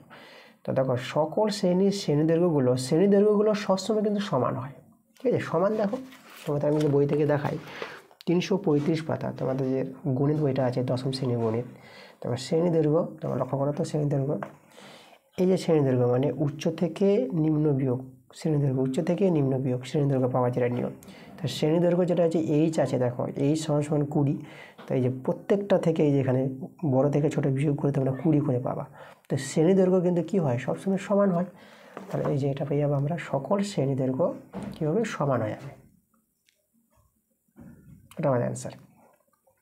এবার চলে আসবো 3-এর প্রশ্নগুলো, সত্য মিথ্যা। তো দেখো 3-এর 1-এর প্রশ্নটা আমাদের বলছে আসল ও শতকরা বার্ষিক সরল সুদের হার একই থাকলে, মানে আসলটা সমান, আসল যেটা হচ্ছে পি, আর শতকরা বার্ষিক সুদের হার 8টা, বার্ষিক সুদের হারটাও একই থাকবে। আসল আর শতকরা বার্ষিক সুদের হার একই যদি থাকে, তাহলে দেখো মোট সুদ সময়ের সঙ্গে কি ব্যস্ত অনুপাতে থাকে। মোট সুদ, দেখো সুদের পরিমাণ কী হয়, সময় বাড়ার সঙ্গে, মানে প্রতি বছর তো সুদ পাওয়া যায়, তাহলে যত সময় বাড়বে সুদও বাড়ে, এটা আমরা জানি। ঠিক আছে, যত দিন যাবে তাই না, বছর বছর সুদ বাড়তে থাকবে। তুমি একটা ব্যাংকে টাকা রেখেছো, ধরো তুমি রেখেছো 15,000 টাকা রেখেছো, তাই 1 বছরে একটা সুদ পাবা, 2 বছরে আরও সুদ পাবা, 3 বছরে সুদ পাবা, এভাবে টাকাটা তোমার কি ব্যাংকে বাড়ছে না। তো সময় বাড়লে সুদ বাড়বে, আর সময় কমলে সুদ কমবে। তা দেখো এখানে সুদ আর সময়ের সঙ্গে কিন্তু সরল সম্পর্ক দেখাচ্ছে, মানে একজন বাড়লে একজন বাড়ছে। এখানে ব্যস্তানুপাত বলেছে, ব্যস্তানুপাত হবে না, সরল অনুপাত হবে, যাকে সমানুপাত বলবো। সরল অনুপাত। তো ব্যস্তানুপাত বলেছে বলে অ্যান্সারটা কিন্তু মিথ্যা হয়ে যাবে, তো আমরা অ্যান্সারটা মিথ্যা লিখে দেবো। আচ্ছা 2-এর প্রশ্নটা বলছে কোনো অনুপাত ও তার ব্যস্ত অনুপাতের যৌগিক অনুপাত সর্বদা কি 1:1 হবে। আচ্ছা আমরা চেক করে দেখব, যদি হয় 1:1 তো সত্য, না হলে মিথ্যা। তো কোনো অনুপাত, আমরা একটা যে কোনো অনুপাত ধরে নিই, একটা যে কোনো অনুপাত আমরা যদি ধরে নিই, দেখো আমরা H/B নিলাম একটা অনুপাত, এই যে দেখো, তাহলে H/B যে কোনো অনুপাত আমরা নিলাম, তার ব্যস্ত অনুপাত বলেছে। তাহলে H/B এর ব্যস্ত অনুপাত, দেখো ব্যস্ত অনুপাত, তাহলে H/B এর ব্যস্ত অনুপাত হয় B/A, উল্টো করে একে বলা হয় ব্যস্ত অনুপাত। এবার এদের যৌগিক অনুপাত আমাদের জানতে চেয়েছে, মানে H/B আর B/A এর যৌগিক অনুপাতটা কি হবে। যদি 1:1 হয় তো সত্য, না হলে মিথ্যা। তো এখন আমরা করব H/B ও B/A এর যৌগিক অনুপাত, এর যৌগিক বা মিশ্র, যৌগিকের আরেকটা নাম আছে যেটাকে মিশ্র অনুপাত বলা হয়, যৌগিক বা মিশ্র অনুপাত, ঠিক আছে। এই যে দুটো অনুপাত আছে H/B ও B/A এর যৌগিক বা মিশ্র অনুপাতটা হবে, দেখো কিভাবে আমরা করব। নিয়মটা হচ্ছে যে এই যে অনুপাতগুলির প্রথম পার্টের গুণফল, এই যে এ এর প্রথমটা এ আছে, এর প্রথমটা বি আছে, তাহলে এ আর বি গুণ করো, মানে AB, ঠিক আছে। এই যে AB গুণ করে দিলাম, আচ্ছা এখানে বন্ধনী দেওয়ার দরকার নেই, তাহলে AB = 2। আর অনুপাতগুলির দ্বিতীয় পার্টের গুণফল, মানে দ্বিতীয় হচ্ছে, দেখো দ্বিতীয়টা হচ্ছে বি আর এই দ্বিতীয়টা এ, তাহলে BA বা AB, এই যে দেখো, ঠিক আছে। এই যে এটাকে বলা হয় মিশ্র অনুপাত বা যৌগিক অনুপাত। অনুপাতগুলির প্রথম পার্টগুলো গুণ করে নিবা H/2 দিয়ে, তারপর পরের পার্টের গুণ করে নিবা, কারণ উত্তরপদ পূর্বপদ, অনুপাতগুলির উত্তরপদের গুণফল H/2, অনুপাতগুলির পূর্বপদের গুণফল, ঠিক আছে। এটা হচ্ছে আমাদের নিয়ম, মিশ্র অনুপাত বা যৌগিক অনুপাত বের করার নিয়ম। আচ্ছা চলো এবার দেখো তো এটাকে লঘিষ্ঠ করবো। আমাদের AB/AB মানে একই আছে মান, তাহলে AB তো কেটে যাবে, তাহলে 1:1 চলে আসবে, ঠিক আছে। যদি একই থাকে কী হয়ে যাবে 1:1। তাহলে আমাদের পেয়ে গেলাম যেটা বলেছিল, কোনো একটা অনুপাত তার ব্যস্ত অনুপাতের যদি যৌগিক বা মিশ্র অনুপাত বের করা হয় সর্বদা কী হয়ে যাবে 1:1 হবে। তাহলে আমাদের কিন্তু অ্যান্সারটা সত্য হবে, এটা ঠিক বলেছে কথাটা। এরপরে দেখো আমরা চলে যাব 3 নম্বর প্রশ্নে। 3 নম্বর প্রশ্নটা বলেছে বৃত্তস্থ ট্রাপিজিয়াম একটি সমদ্বিবাহু ট্রাপিজিয়াম। তো বৃত্তস্থ ট্রাপিজিয়াম, চলো আমরা ছবিটা এঁকে দেখাই তোমাদের, বৃত্তস্থ ট্রাপিজিয়ামের ছবিটা কীভাবে হবে। তো আমরা একটা বৃত্ত তৈরি করি, এই যে আমাদের বৃত্ত। আচ্ছা বৃত্তস্থ ট্রাপিজিয়াম, দেখো ট্রাপিজিয়াম আমরা এভাবে আঁকছি, এই যে। আচ্ছা এখানে আমাদের কেন্দ্রবিন্দু আছে মধ্যে, আর এই যে আমাদের একটা বাহু, এইভাবে করে আমরা যোগ করব, এইভাবে আমরা যোগ করব, এই যে আমাদের বৃত্তস্থ ট্রাপিজিয়াম তৈরি হয়ে গেছে। আর এই যে A B C D, এটা আমাদের ডি না, ঠিক আছে, ডি। তাহলে ABCD হচ্ছে আমাদের বৃত্তস্থ ট্রাপিজিয়াম। তাহলে এই বৃত্তস্থ ট্রাপিজিয়াম বলেছে সমদ্বিবাহু ট্রাপিজিয়াম কি হয়। তো আমাদের এখানে জানতে হবে যে কোনো বৃত্তস্থ ট্রাপিজিয়াম একটি কিন্তু সমদ্বিবাহু ট্রাপিজিয়াম হবে। সমদ্বিবাহু ট্রাপিজিয়াম বলতে সেই ট্রাপিজিয়ামের তির্যক বাহু দুটি সমান হবে। এই যে AB আর এই যে DC আছে এরা হচ্ছে তির্যক বাহু, এরা কিন্তু সব সময় এই ক্ষেত্রে বৃত্তস্থ ট্রাপিজিয়ামের ক্ষেত্রে কিন্তু সমান হয়ে যাবে। AB সমান সমান DC পেয়ে যাবো। ওকে, তাহলে সমদ্বিবাহু ট্রাপিজিয়াম এটা, এরা হচ্ছে আমাদের দেখো এই দুটো বাহু কিন্তু সবসময় সমান্তরাল হয়, এরা কিন্তু অসমান হয় সবসময়, এরা কিন্তু সমান হবে না।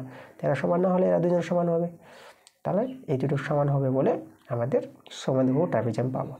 ঠিক আছে, তাহলে আমাদের যেটা এখানে যেটা বলেছে বৃত্তস্থ ট্রাপিজিয়াম একটি সমদ্বিবাহু ট্রাপিজিয়াম, কথাটা সত্য বলেছে, তাহলে এখানে অ্যান্সারটা আমাদের সত্য।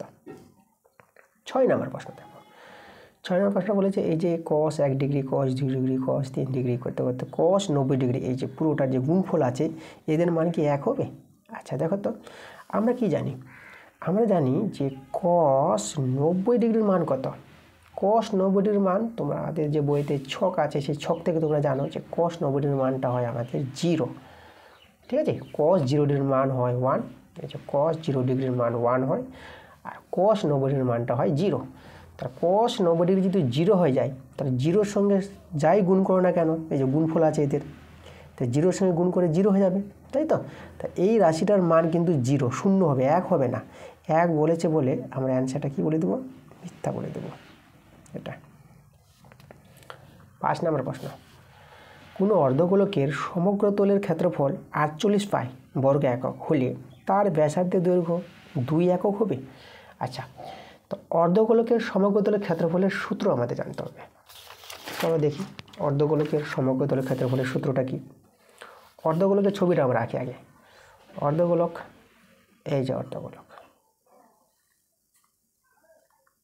এই যে আমরা একটা বাটি তৈরি করলাম, উল্টো বাটি, ঠিক আছে, এই যে অর্ধগোলক। আচ্ছা, এই অর্ধগোলকের যে তল দুটো দেখতে পাবো আমরা, এই যে নিচে যে তলটা আছে এটা ভূমি, এটা হচ্ছে আমাদের বৃত্তাকার, সমতল হবে এটা, আর এটা যে বক্রতলটা, একটা বক্রতল একটা সমতল। এবার দেখো যদি আমরা সম্পূর্ণ গোলকটা তোমাদের দেখাই আমি, এই যে দেখো সম্পূর্ণ গোলকের যে সমগ্র তল, গোলক বলতে একটা উদাহরণ দিলে পরে ফুটবল, তো এই যে ফুটবল জাতীয় যে আছে ঘনবস্তুটা, তাহলে সমগ্র তলের ক্ষেত্রফল আমরা কি জানি, সেটা হচ্ছে 4 পাই আর স্কোয়ার। যখন গোলকের ভূমির ব্যাসার্ধ আর, তখন সেই গোলকের সমগ্র তলের ক্ষেত্রফল সূত্র 4 পাই আর স্কোয়ার। তার অর্ধেকটা কত হয়ে যাবে, অর্ধেক, তাহলে এই যে অর্ধেকটা আছে এই তলটা বক্রতলটা, তাহলে অর্ধেকটা হবে আমাদের এই যে 2 পাই আর স্কোয়ার। 4 পাই আর স্কোয়ার অর্ধেক 2 দিয়ে ভাগ করে 2 পাই আর স্কোয়ার পেয়ে যাবো। তাহলে এই জায়গাটা এই যে বক্রতলটা আছে না, অর্ধগোলকের বক্রতলের যে ক্ষেত্রফলটা 2 পাই আর স্কোয়ার। আর এদিকে কিন্তু বাকি থেকে গেল আমাদের এই তলটা, সমতলটা, এটা কিন্তু একটা বৃত্তাকার, তাহলে এখানে তো ভূমির ব্যাসার্ধ আর আছে, তাহলে বৃত্তের ক্ষেত্রফল শুধু আমরা কি জানি, পাই আর স্কোয়ার। তাহলে এই সমতলের ক্ষেত্রফলটা হচ্ছে পাই আর স্কোয়ার। আর এই দুটো ক্ষেত্রফল নিয়েই হচ্ছে অর্ধগোলকের সমগ্র তলটা, বক্রতলটা আর সমতলটা। তো অর্ধগোলকের এই তল আর এই তল, তাই না, এই দুটো তল নিয়ে, এই দুটো তল নিয়ে যে ক্ষেত্রফলটা হবে আমাদের 2 পাই আর স্কোয়ার প্লাস পাই আর স্কোয়ার, যোগ করে আমরা পেয়ে যাবো 3 পাই আর স্কোয়ার। তো এই হচ্ছে দেখো যে অর্ধগোলকের সমগ্র তলের ক্ষেত্রফলের সূত্র 3 পাই আর স্কোয়ার। এর মানটা কত বলে দিয়েছে আমাদের, 48 পাই, 48 পাই। তো এখান থেকে আমাদের দেখো এই যে ব্যাসার্ধের দৈর্ঘ্য 2 একক বলেছে, তো এখান থেকে আর এর মানটা যদি 2 হয় তাহলে সত্য, না হলে মিথ্যা। চলো আর এর মানটা আমরা বের করে দেখি, পাই পাই আমরা কেটে দেবো, আর এই যে 3 48 কাটাকাটি করলে 3 একে 3 আর 3 6 18, তাহলে আর স্কোয়ার আমরা কত পেয়ে গেলাম, 16 পেয়ে গেলাম। তাহলে আর কত পাবো আমরা, 4 পেয়ে যাবো। তাহলে ব্যাসার্ধ মান কিন্তু 4, 2 কিন্তু পাওয়া যাচ্ছে না, তাহলে আমাদের অ্যান্সারটা হবে মিথ্যা। আচ্ছা, এরপরে চলে যাবো আমরা 6 নম্বর প্রশ্নে। আচ্ছা দেখো আমাদের যে বলেছে 6 প্রশ্নটা, অজাইব সর্বদা সরলরেখা হবে। আচ্ছা দেখো এটা তোমাদের বইতে দেখাচ্ছি, তোমাদের বই থেকে চলে যাবা 356 পাতা। দেখো 356 পাতার যে অজাইবগুলো যে আছে, দেখো এগুলো আমাদের তো অজাইব, এই যে দেখো এই যে অজাইবগুলো, এই যে অজাইব রেখাটা আছে, দেখো এই যে অজাইব রেখাটা। তো এই যে অজাইবগুলো যে পাবো সর্বদা কিন্তু সরলরেখা পাবো না। দেখো তো এখানে কি সরলরেখা আছে, এখানে বক্ররেখা আছে, তাহলে অজাইব সর্বদা সরলরেখা হবে না কিন্তু, এটা সর্বদা সরলরেখা বলেছে, তার জন্য কিন্তু এখানে অ্যান্সারটা মিথ্যা হয়ে যাবে। তো আমরা এখানে লিখে দেবো মিথ্যা। এবার চলে যাবো 4-এর প্রশ্নগুলো। এগুলো হচ্ছে 2 নম্বরের প্রশ্ন, এসিকিউ প্রশ্ন।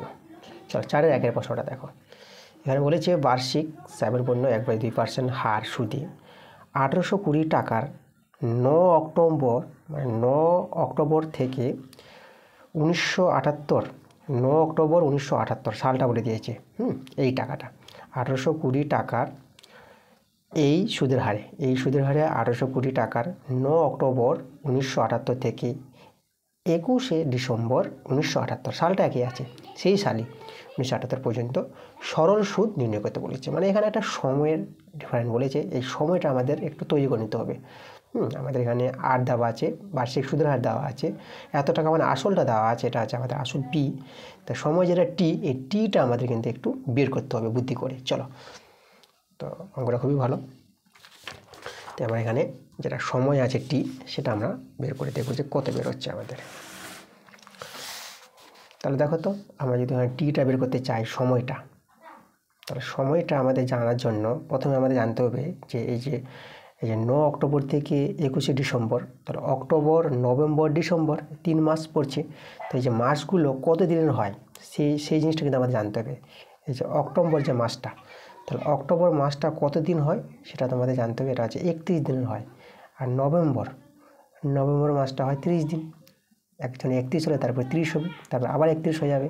তার ডিসেম্বর, নভেম্বর পরে ডিসেম্বরের মাসটা হবে তাহলে 31 দিন। 31, 30, 31 এভাবে করে তো মাসগুলো হয়। তো এই দিন সংখ্যাগুলো কিন্তু জানতে হবে মাসের, তারপরে কিন্তু তোমরা সময়টা পাবা। আচ্ছা, তাহলে এখানে দেখো প্রথম যে সময়টা হবে, যদি অক্টোবর মাসের কত দিন, 9 অক্টোবর থেকে 31 দিন, তোমরা পেয়ে যাবে এখানে টোটাল 22 দিন। 9 অক্টোবর ধরে 9, 10, 11, 12 করতে করতে তোমরা যদি যাও 31শে অক্টোবর অবধি, তোমরা অক্টোবর মাসে এখান থেকে আমরা পাবো 22 দিন পাবো, যেটা 22 দিন। এবার নভেম্বর মাসে পুরো দিন 30 দিন পেয়ে যাচ্ছি। তো নভেম্বর মাসটা পুরো আমরা পেয়ে যাচ্ছি কত, এটা 30 দিন। তো এটা হচ্ছে অক্টোবর মাস পেয়ে যাচ্ছি, এই যে অক্টোবর মাসের 22 দিন পেলাম। আর নভেম্বর মাসে 30 দিন পেয়ে গেলাম, প্লাস আর যে ডিসেম্বর মাস অবধি বলেছে 21 দিন, 21শে ডিসেম্বর অবধি। তাহলে যে ডিসেম্বর মাসের আছে 21 দিন।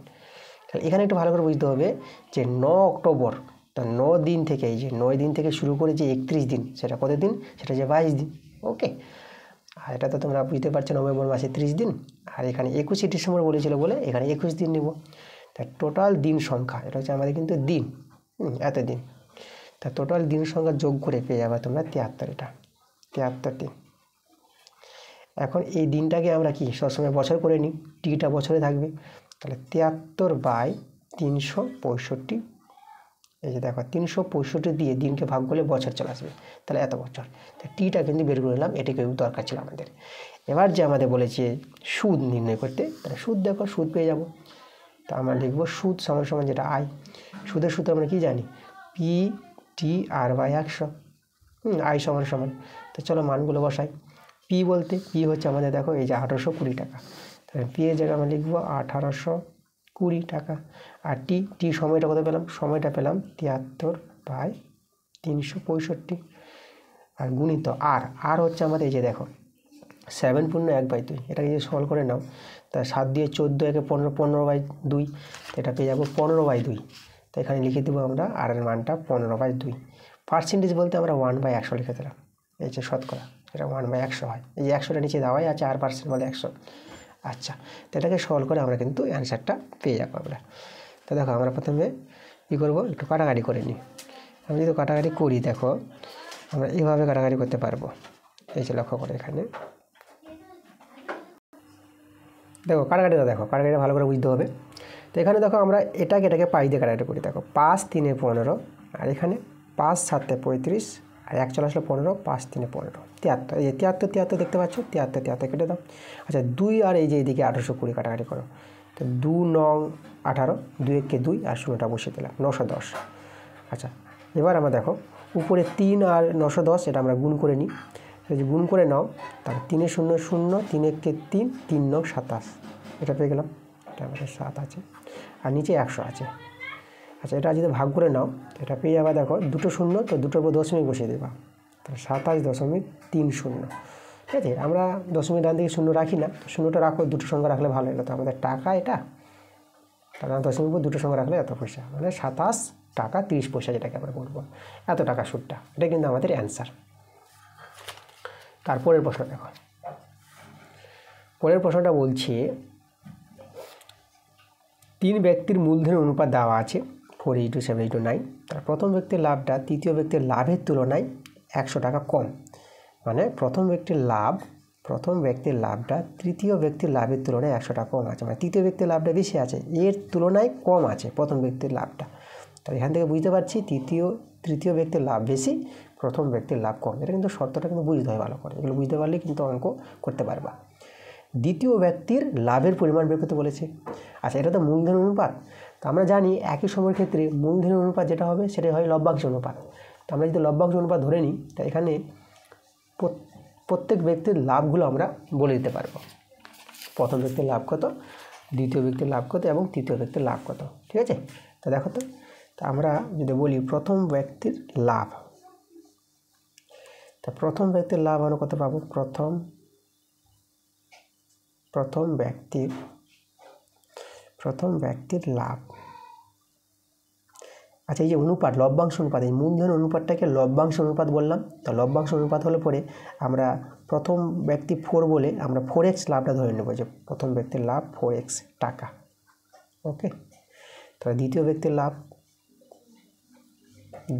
ব্যক্তির লাভ তার যে 7 থেকে আমরা পেয়ে যাবো 7x টাকা। আর তৃতীয়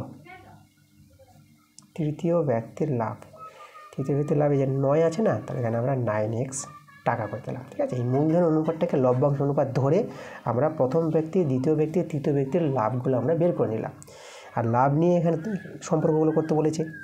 আচ্ছা, তাহলে দেখো তো এখানে যে শর্তটা বলেছে যে প্রথম ব্যক্তির লাভ তৃতীয় ব্যক্তির লাভের তুলনায় 100 টাকা কম। তাহলে আমরা এখানে লিখতে পারবো এই যে তৃতীয় ব্যক্তির লাভটা কিন্তু বেশি বলেছি, তাহলে 9x মাইনাস, আর প্রথম ব্যক্তির লাভ আছে 4x, তাহলে 9x মাইনাস 4x সমান কত কম বেশি আছে 100। তাই যে 100, এই যে আমাদের সম্পর্কটা। তাহলে এখান থেকে আমরা x এর মানটা বের করে নেব। তো দেখো আমরা x এর মানটা আমরা পেয়ে যাবো, এটা বিয়োগ করে কত হবে, এটা হবে আমাদের 5x। আচ্ছা, আমি একটু উপরে নিয়ে যাই, এই যে দেখো 5x, আর এদিকে হচ্ছে 100, পাই দিয়ে কাটাকাটি করো, পাই দিয়ে দাও 0। তাহলে এখান থেকে x এর মান কত পেয়ে গেলাম, 20 পেয়ে গেলাম।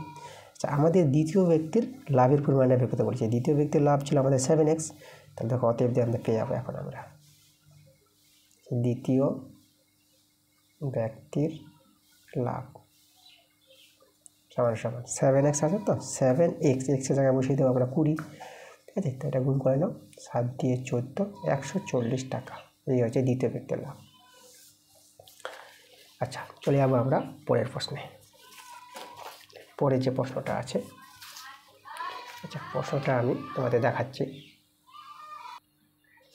দেখো আমাদের প্রশ্ন চলে আসবে এই যে 4/3 প্রশ্ন। তো এবার আমরা পড়াবো 4/3 প্রশ্নটা। চলো, তো কী বলছে প্রশ্নটা, বলছে একটা দ্বিঘাত সমীকরণ দেওয়া আছে আর একটা দ্বিঘাত সমীকরণ দেওয়া আছে। এই দুটি সমীকরণ দ্বয়ের একটি সাধারণ বীজ আছে 2। সাধারণ বীজ মানে এক্সের মান, ঠিক আছে, এই এক্সের মান 2, মানে এক্সের মান 2 পাওয়া মানে এক্সের মানটা আমরা এই সমীকরণে বসাতে পারবো, মানে 2 এক্সের জায়গায় 2 বসাতে পারবো এখানেও, আর এখানেও বসাতে পারবো। যদি হয় একটি সাধারণ বীজ যদি 2 হয়, তাহলে আমাদের কিউ এর মান বের করতে বলেছে। ভালো প্রশ্ন। তো দেখো এটাকে আমরা করবো কি, যেহেতু আমরা জেনে নিলাম সাধারণ বীজ দেওয়া আছে 2 বলতে এক্সের মান 2, এক্সের মান দুটোকে বলা হয় বীজ, তাহলে এক্সের মান 2 আমাদের জানা হয়ে গেল। তো এক্সের মান 2 যদি জানা হয়ে যায়, তাহলে আমরা যদি এই সমীকরণে বসিয়ে দিই প্রথম সমীকরণে, তা দেখো তো আমাদের কত দাঁড়াবে। তাহলে এখান থেকে আমাদের দাঁড়াবে এই যে 2 এর স্কোয়ার, এক্সের জায়গায় 2 বসিয়ে দেবো, plus B into 2 plus 12 equal to 0। তো এখান থেকে বি এর মানটা পেয়ে যাবো, দেখো 4 প্লাস 2b, আর এটা 12 0 বা 2b, আর এখানে 12 আর 4 যোগ করে কত হবে, 12 আর 4 যোগ করে পেয়ে যাবো আমরা 16, এইদিকে মাইনাস 16টা আমরা ডান দিকে নিয়ে গেলাম, 2 দিয়ে কাটাকাটি করে 2 8 16, তাহলে বি এর মান কত পেয়ে গেলাম -8। আচ্ছা, এবার দেখো আমরা এই যে এক্সের মান 2 তো এই সমীকরণে বসাতে পারবো, আর বি এর মান পেয়ে গেছি, বি এর মান -8ও বসিয়ে দেবো। তো এখন আমরা দেখো এই যে আছে না সমীকরণটা s² minus bx plus Q equal to 0, এখানে আমরা বসিয়ে দেবো এই যে কী বসাবো, x সমান 2 বসাবো আর b সমান পি সমান -8 বসাবো। এই দুটো মান বসিয়ে আমরা কিউ এর মানটা পেয়ে যাব। তো দেখো অতএব তাহলে এখানে 2 এর স্কোয়ার মাইনাস বি এর মান কত, বি এর মান হচ্ছে -8 আর এক্স এর মান তো 2 প্লাস এটা হচ্ছে কিউ আমরা বসিয়ে দিলাম। ঠিক আছে, আচ্ছা বা দেখো তাহলে আমরা এখানে সমাধানটা করে দেব। এই যে দেখো তাহলে আমরা এখানে 4 মাইনাস মাইনাসে প্লাস, আচ্ছা 8 দিয়ে 16 প্লাস কিউ ইকুয়াল টু 0। তাহলে দেখো তাহলে আমরা এখানে কত পাচ্ছি, আমরা এটা হচ্ছে আমাদের 20 প্লাস কিউ ইকুয়াল টু 0। তাহলে বা তাহলে আমরা কিউর মানটা কত দেখতে পাচ্ছি, 20টা এদিকে নিয়ে আসলে -20, এই যে আমাদের কিউর মান, এটাই তো অ্যান্সার। তাহলে কিউর মান হচ্ছে -20। চলো এবার আমরা চলে যাব 4-এর প্রশ্নটা। 4-এর প্রশ্নটা বলেছি এই একটা অনুপাত দেওয়া আছে, এই অনুপাতের পদ দুটির সঙ্গে, পদ দুটি বলতে এই যে প্রথম পদ দ্বিতীয় পদ, পদ দুটির সঙ্গে কোন সংখ্যা যোগ করলে নতুন অনুপাত এটা হবে, কোন সংখ্যা, সেই সংখ্যাটা আমরা এক্স ধরে নিব, সেই সংখ্যাটা আমরা কি ধরে নেব, এক্স। তাহলে এক্স যোগ করব এই দুটি পদের সঙ্গে আর এই অনুপাতের সঙ্গে সমান করে নেব। তাহলে আমাদের এখানে প্রশ্নটা বলেছি দেখো, এই যে দেখো যে আমরা এই যে 2 এর সঙ্গে যোগ করব এক্স, এই যে 2 এর সঙ্গে এক্স যোগ করে দিলাম h2, আর 5-এর সঙ্গে আমরা যোগ করে দিলাম এক্স। এভাবে যে যোগ করি তাহলে নতুন যে অনুপাতটা হবে সেটা হবে আমাদের 6:11, এটাই বলেছে প্রশ্নে। তো এইভাবে আমরা সমান করে নিতে পারবো। তো এখান থেকে আমরা সহজে এক্সের মানটা বের করে নেব। তাহলে অনুপাতকে আমরা বাই করতে পারবো, এটা হবে আমাদের 6/11। তাহলে এখানে আমরা কী করবো, বর্গমূল করে নেব। চলো এটা হবে 11 দিয়ে 22 প্লাস 11x, 6 5 30 প্লাস 6x, এক্সগুলো একদিকে করে নিই, সংখ্যাগুলো একদিকে, বিয়োগ করে আমরা পেয়ে যাবো কত, এটা হয়ে যাবে আমাদের দেখো এই যে 5x হয়ে যাবে এটা, আর এটা বিয়োগ করে তোমার পেয়ে যাবা, এই যেটা পেয়ে যাবে কত, এটা পেয়ে যাবা 8 পেয়ে যাবা, এই যে 8। তাহলে এখান থেকে আমরা এক্সের মানটা কত দেখতে পাচ্ছি, তাহলে এক্সের মানটা আমরা 8/5, এটা 8/5। তাহলে এটাই তো আমাদের অ্যান্সার। এই যে বলেছিল যে এই অনুপাতের পদ দুটির সঙ্গে কোন সংখ্যা যোগ করব, কোন সংখ্যা বলতে এই যে এক্স সমান যেটা সংখ্যাটা যোগ করতে হবে সেটা হচ্ছে 8/5, এটা যোগ করতে হবে আমাদের। আচ্ছা এরপরে চলো আমরা 5 নম্বর প্রশ্নে চলে যাই। 5 নম্বর প্রশ্নটা দেখো কি বলেছে, আমাদের একটি বৃত্তে এবি ও সিডি দুটি যে পরস্পরকে এক্স বিন্দুতে ছেদ করে, তাহলে এ এক্স সমান সিএক্স হলে দেখা হয় যে এসি সমান্তরাল বিডি, এটা আমাদের প্রমাণ করতে বলেছে। আগে আমরা ছবিটা তৈরি করব, তারপর প্রশ্নটা ভালো করে বুঝবো। তো আমাদের এখানে কি বলেছে, একটি বৃত্তের কথা বলেছে। তাহলে আমরা প্রথমে একটা বৃত্ত তৈরি করি, ঠিক আছে। চলো আমরা বৃত্তের একটা ছবি তৈরি করি। এই যে আমাদের একটা বৃত্ত, আর এ বি আর সিডি দুটি যে পরস্পরকে এক্স বিন্দুতে ছেদ করে, তাহলে দেখো আমি এভাবে দুটি যে তৈরি করছি।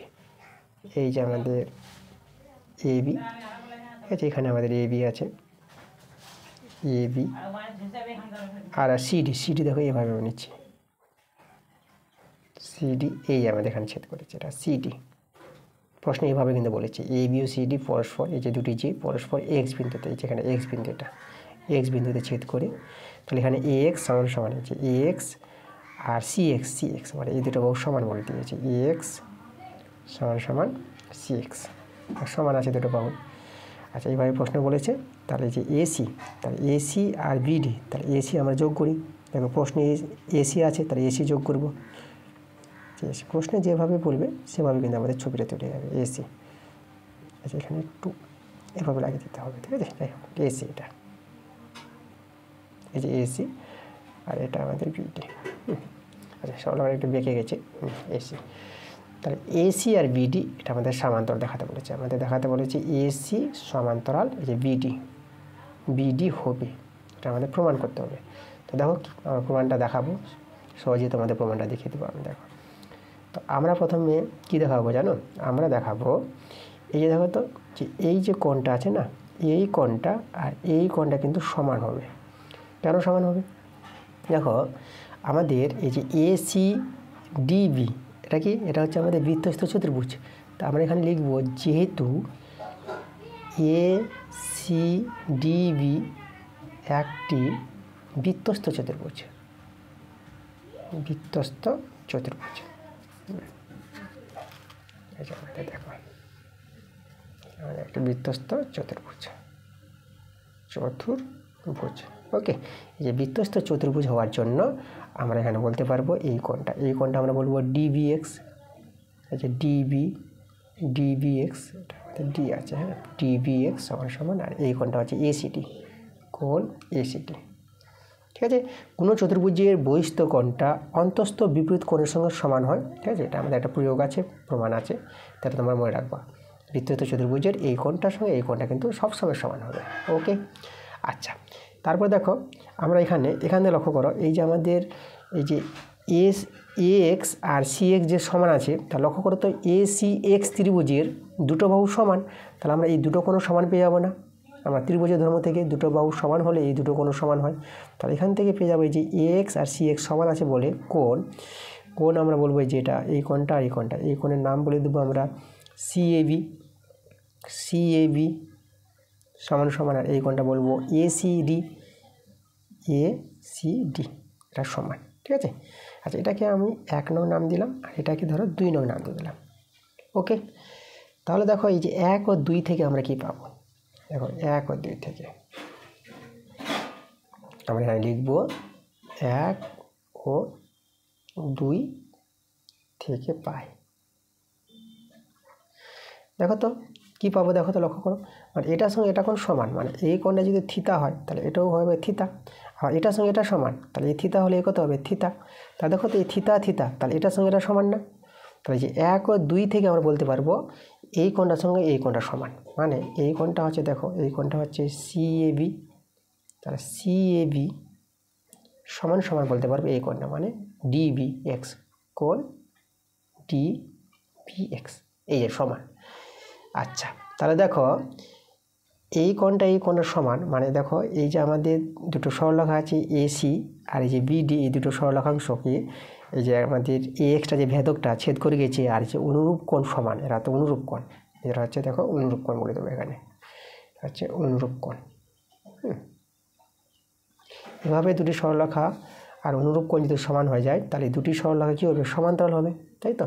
এই দেখো এইভাবে দুটি সরলরেখা আর এই যে কোণগুলো, যে অনুরূপ কোণগুলো যদি সমান হয়ে যায় তাই সরলরেখা দুটি সমান্তরাল হবে, সমান্তরাল হলে অনুরূপ কোণ সমান, আর অনুরূপ কোণ যদি সমান হয় তাই এই দুটি সরলরেখা সমান্তরাল হবে। তা দেখো এখান থেকে আমরা অতএব দিয়ে বলে দেবো যে এসি সমান্তরাল এই যে বিডি, এসি সমান্তরাল বিডি। এটা তো প্রমাণ করতে বলেছিল, দেখো আমরা প্রমাণিত করে নিয়েছি, তবে এখানে লিখে দেবো প্রমাণিত। ঠিক আছে, এই ছিল আমাদের প্রমাণটা। এরপরে আমার পরের প্রশ্নে চলে আসবে।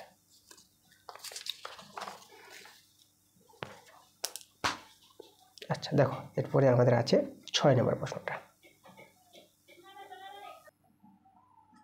দেখো 6 প্রশ্নটা কি বলছে, এবিসিডি বৃত্তস্থ চতুর্ভুজের এবি ব্যাস এসি ও বিডি কর্ণদ্বয় পরস্পরকে এই বিন্দুতে ছেদ করেছে, কোণ সিএডি 40 ডিগ্রি এবং কোণ এসিডি 25 ডিগ্রি হলে কোণ এইবি এর মান বের করতে বলেছে। আচ্ছা, চলো আমরা ছবিটা এঁকে প্রশ্নটা ভালো করে বুঝবো। তো প্রথমে আমাদের দেখো এবিসিডি বৃত্তস্থ চতুর্ভুজ বলেছে, তো আমরা আগে বৃত্তস্থ চতুর্ভুজটা আমরা তৈরি করে নেব। এই যে আমাদের একটা বৃত্ত আর বৃত্তস্থ চতুর্ভুজ, দেখো সেই বৃত্তস্থ চতুর্ভুজটা তৈরি করার আগে দেখো এবিটা ব্যাস বলেছে, তা আগে আমরা ব্যাসটা টেনে নেব। দেখো এটা এবি, এখানে আমাদের কেন্দ্রবিন্দু আছে, ব্যাস আছে না, তো কেন্দ্রবিন্দু হবে এখানে, তাহলে এবিটা ব্যাস। তারপরে দেখো বৃত্তস্থ চতুর্ভুজটা আমি তৈরি করছি এভাবে, তাহলে এবিসিডি, তাহলে এবি এটা সি নাম দিয়ে দিলাম, এটাকে ডি নাম দিয়ে দিলাম, তাহলে এবিসিডি আমাদের বৃত্তস্থ চতুর্ভুজ, এবিটা ব্যাস আর এসি ও বিডি কর্ণদ্বয় পরস্পরকে এই বিন্দুতে ছেদ করেছে, তাহলে এসি আর বিডি কর্ণ। চলো এসি আর বিডি কর্ণটা আমাদের যোগ করতে হবে। এই যে কোথায় আমাদের ছেদ করেছে, ই বিন্দুতে, তাহলে এই যে আমাদের ই বিন্দু, এই বিন্দুটা। ওকে, তাহলে আমাদের যেটা বলেছে দেখো কোণের মানগুলো কী কী কোণ দেওয়া আছে। কোণগুলো আছে সিএডি 40 ডিগ্রি। সিএডি বলতে সিএডি, দেখো সিএডি মানে এই কোণটা আছে 40 ডিগ্রি। আর কোন কোণটা? এসিডি মানে এই কোণটা, ঠিক আছে। আচ্ছা, এই জায়গাটার শর্ত তো আমি এখানে দেখাচ্ছি। দেখো এটা আছে আমাদের কত 25 ডিগ্রি দেওয়া আছে। তো আমাদের কার মানটা বের করতে বলেছে? কোণ এইবি মানে মানে এই কোণটা আমাদের বের করতে বলেছে। দেখো খুব সহজে কিন্তু এই কোণটা বেরিয়ে আসবে। কীভাবে? চলো দেখো, যে আমাদের যে এই কোণটা আছে না, এই যে কোণটা মানে এডিবি কোণটা, এটা কিন্তু অর্ধবৃত্তস্থ কোণ। এই যে বেস নিয়ে যে বৃত্তস্থ কোণটা তাকে বলা হয় অর্ধবৃত্তস্থ কোণ। তাহলে আমাদের যে কোণটা আছে এডিবি, এটা হচ্ছে 90 ডিগ্রি। অর্ধবৃত্তস্থ কোণ সমকোণ হয়, এই কোণটা আমাদের 90 ডিগ্রি, ঠিক আছে। আবার বলি যে এই কোণটা হচ্ছে অর্ধবৃত্তস্থ কোণ, বেস নিয়ে যে বৃত্তস্থ কোণ তাকে বলা হয় অর্ধবৃত্তস্থ কোণ, আর অর্ধবৃত্তস্থ কোণ হয় সমকোণ বলতে 90 ডিগ্রি। তাহলে দেখো তো এবার এই যে ত্রিভুজটা আছে, আমি দেখা যায় ত্রিভুজ এইডি মানে এই ত্রিভুজটা এইডি, এই ত্রিভুজের বহিস্থ কোণ কিন্তু এটা। ত্রিভুজ এইডি এর বহিস্থ কোণ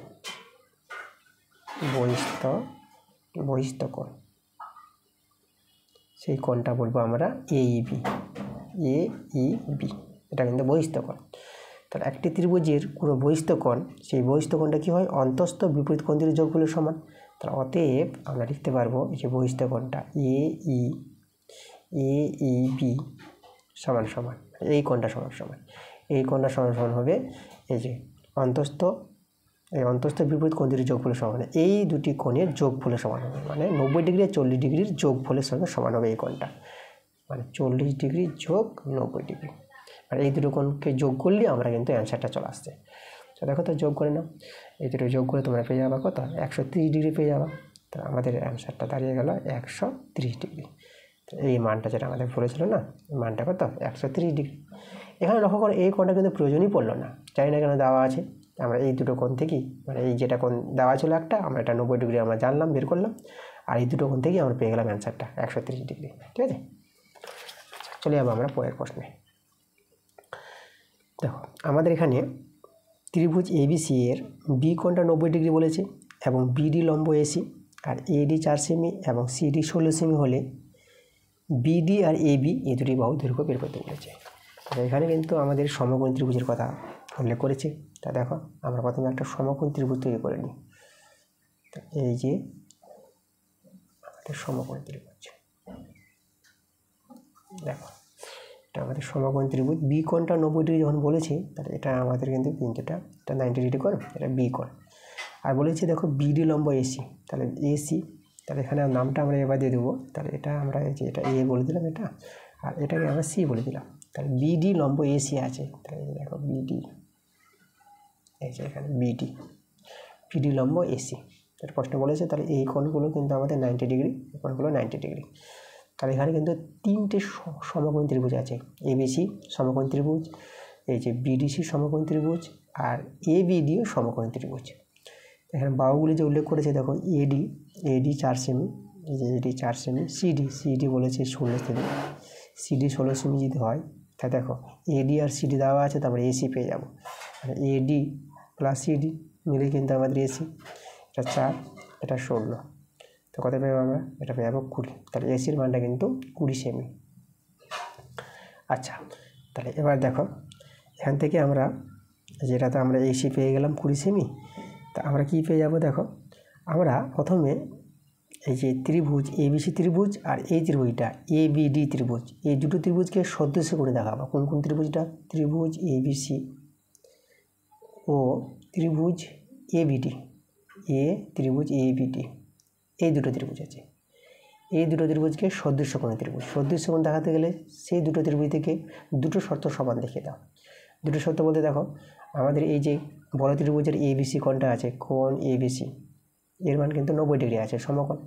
আর ছোটো ত্রিভুজটা যেটা এবিডি আছে, এই কোণটা আছে যে কোণ এডিপি, এই কোণটা কিন্তু 90 ডিগ্রি, এরা সমকোণ 90 ডিগ্রি দুজনই। একটা শর্ত হয়ে গেল, এটা হচ্ছে 1 নম্বর শর্ত। আর 2 নম্বর শর্ত, আরেকটা শর্ত দেখিয়ে দাও। একটা সত্য দেখো আমরা এই দুটো ত্রিভুজ থেকে পেয়ে যাবো। দেখো এই যে এ কোণটা আছে না, দেখো ত্রিভুজ এবিসিরও এ কোণ আর ত্রিভুজ এবিডিরও কিন্তু এ কোণ, মানে এ কোণটা কিন্তু কমন কোণ, এ কোণ সমান সমান এ কোণ, তার দুটো ত্রিভুজ একই কোণ, তার দুটো শর্ত দেখো সমান দেখে দিলাম। তাহলে আমরা বলে দিতে পারবো ত্রিভুজ এবিসি সদৃশ্য, সদৃশ্য চিহ্নটি এভাবে দিয়ে দেবা, সদৃশ্য ত্রিভুজ এবিডি। এখন দুটো ত্রিভুজ যদি সদৃশ্য হয় তাদের যে অনুরূপ বাহুগুলোর অনুপাতগুলো কিন্তু সমান হবে। অনুরূপ বাহু বলতে দেখো এই যে আমরা করব A B by, A B by A এখানে ধরলাম যে লম্ব বাই অতিভুজ, এভাবে করছি, ঠিক আছে। তাহলে অতএব দেখো সদৃশ্য ত্রিভুজের অনুরূপ বাহুগুলির অনুপাত এবি মানে এই ত্রিভুজ এবিসি এর মানে এই ত্রিভুজটা বড় ত্রিভুজটার বাহুগুলো নিচ্ছি আমরা, মানে লম্ব আর অতিভুজ অনুপাত দেখাচ্ছি, লম্ব অতিভুজ। তাহলে এবি বাই এসি করলাম, তাহলে বড় ত্রিভুজে যদি এবি বাই এসি করি লম্ব বাই অতিভুজ, তাহলে একইভাবে আমরা সমান সমান দিব এই ছোটো ত্রিভুজটা বা ত্রিভুজ এবিডি এরও লম্ব বাই অতিভুজের অনুপাত দেখাবো। তাহলে এই যে ছোটো ত্রিভুজটা আছে ত্রিভুজ এবিডি মানে এবিডি এর লম্ব অতিভুজ, তাহলে লম্বটাকে আমরা দেখো এই যে এডি, আর অতিভুজ হবে কত, অতিভুজ এবিটা মানে সমকোণের বিপরীত বাহুটা অতিভুজ হয়, তাই তো। তাহলে এখানে আমরা দেখাবো এডি লম্ব বাই অতিভুজ, অতিভুজ হচ্ছে এবি, দেখো হচ্ছে এবি। এই যে দেখো সদৃশ্য ত্রিভুজের অনুরূপ বাহুগুলির অনুপাতও কী হবে, সমান হবে, এটা আমাদের কিন্তু ধর্ম। ওকে, তো চলো আমরা একটু মানগুলো বসাই। এমপ্লয়িজ এবির মান, দেখো এবির মান আমরা এখানে বের হবে, এবির মান কিন্তু বের করতে বলেছে, এই যে দেখো এই যে এবি আর বিডি বের করতে বলেছে না, তাহলে এবির মানটা কিন্তু আগে বেরিয়ে আসবে আমাদের। তো চলো, তো এবির মানটা বের হবে, এবি থাক, এবি আমরা রেখে দিলাম। এসির মান কিন্তু জানা আছে, এসির মান কিন্তু আমরা বের করে রেখেছি, এই যে এসি 20 সেমি, তাহলে এসির জায়গায় আমরা বসিয়ে দেবো 20। আর এডি দেখো ছবিতে আছে, দেখো এডি প্রশ্ন করেছিল 4 সেমি, তাহলে এডি জায়গায় 4। আর এবি তো আমাদের বের হবে, এবি থাক, এবি আমরা রেখে দিলাম। আর এখানে আমরা কী করবো, বর্গমূল করে নেব। যদি বর্গমূল করি তাহলে এবি স্কোয়ার, দেখো এবি গুণ করে এবি স্কোয়ার সমান সমান, আর 20 4 গুণ করবো, 4 দিয়ে 8 মানে 80, 20 4 80। তাহলে আমরা এখান থেকে এবি আমাদের বের করে নিতে হবে, এবি বের করে নিতে হবে। এবি স্কোয়ার যদি 80 হয় তাহলে এবি সমান সমান হবে √80। আচ্ছা স্কোয়ার উঠালে পরে প্লাস মাইনাস যে হয়, কিন্তু এখানে কিন্তু প্লাস মাইনাস হবে না, মানে মাইনাস হবে না, এবি তো বাহুর দৈর্ঘ্য আর বাহুর দৈর্ঘ্য ঋণাত্মক হয় না, তার জন্য প্লাস মাইনাস হবে না, শুধু √ওভার হবে, মানে প্লাসটা আছে মাইনাসটা নাই। এটাকে সরল করে নাও। সরল বলতে দেখো এখানে যদি তোমরা 80কে ভেঙে লিখো, এটাকে আমরা 16 × 5 16 5 80, আর 16-এর বর্গমূল কত হয় 4, আর √5টা রয়ে গেল। এই যে এবির মানটা পেয়ে গেলাম 4√5 সেমি, এটা একটা কিন্তু আমাদের অ্যান্সার, ঠিক আছে। আমরা বলেছিল যে এবির মান কত, তাহলে এবির মান পেয়ে গেলাম 4√5 সেমি। ওকে, তারপরে দেখো আমাদের বিডি, এই যে বিডির মানটা বের করতে বলেছিল, তাহলে এবি পেয়ে গেলাম 4√5। তাহলে দেখো তো এই যে সমকোণ ত্রিভুজটা আছে এবিডি, তাহলে এই ত্রিভুজ থেকে দুটো বাহুর মান জানা হয়ে গেছে, তাহলে 3 নম্বর বাহুটা পেয়ে যাবো সমকোণ ত্রিভুজের ধর্ম থেকে। তাহলে সমকোণ ত্রিভুজের ধর্ম যেটা আমরা জানি, দেখো এখানে দেখিয়ে দিচ্ছি। তাহলে সমকোণ ত্রিভুজের ধর্ম কি জানি, অতিভুজ স্কোয়ার। তাহলে এখানে আমাদের যে ত্রিভুজটা অতিভুজ আছে, অতিভুজ কিন্তু এবি, তা আমরা লিখব এবি স্কোয়ার, এখানে লিখছি এবি স্কোয়ার সমান সমান অতিভুজ স্কোয়ার, আর অতিভুজ স্কোয়ার সমান সমান ভূমি লম্ব এদিকে ধরে নিলাম, তাহলে এখানে হচ্ছে আমাদের বিডি স্কোয়ার প্লাস এডি স্কোয়ার, এই যে এডি স্কোয়ার।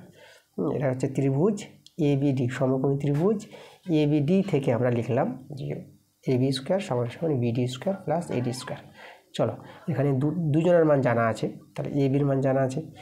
আচ্ছা কার মান দরকার, বিডি, তাহলে এখান থেকে চলো বিডি স্কোয়ারটা বের করে নিই কত আসছে। তাহলে বিডি স্কোয়ার সমান সমান এবি স্কোয়ার মাইনাস হয়ে যাবে আমাদের এডি স্কোয়ার, এই দেখো, তাহলে বিডি স্কোয়ার আমরা পেয়ে যাব।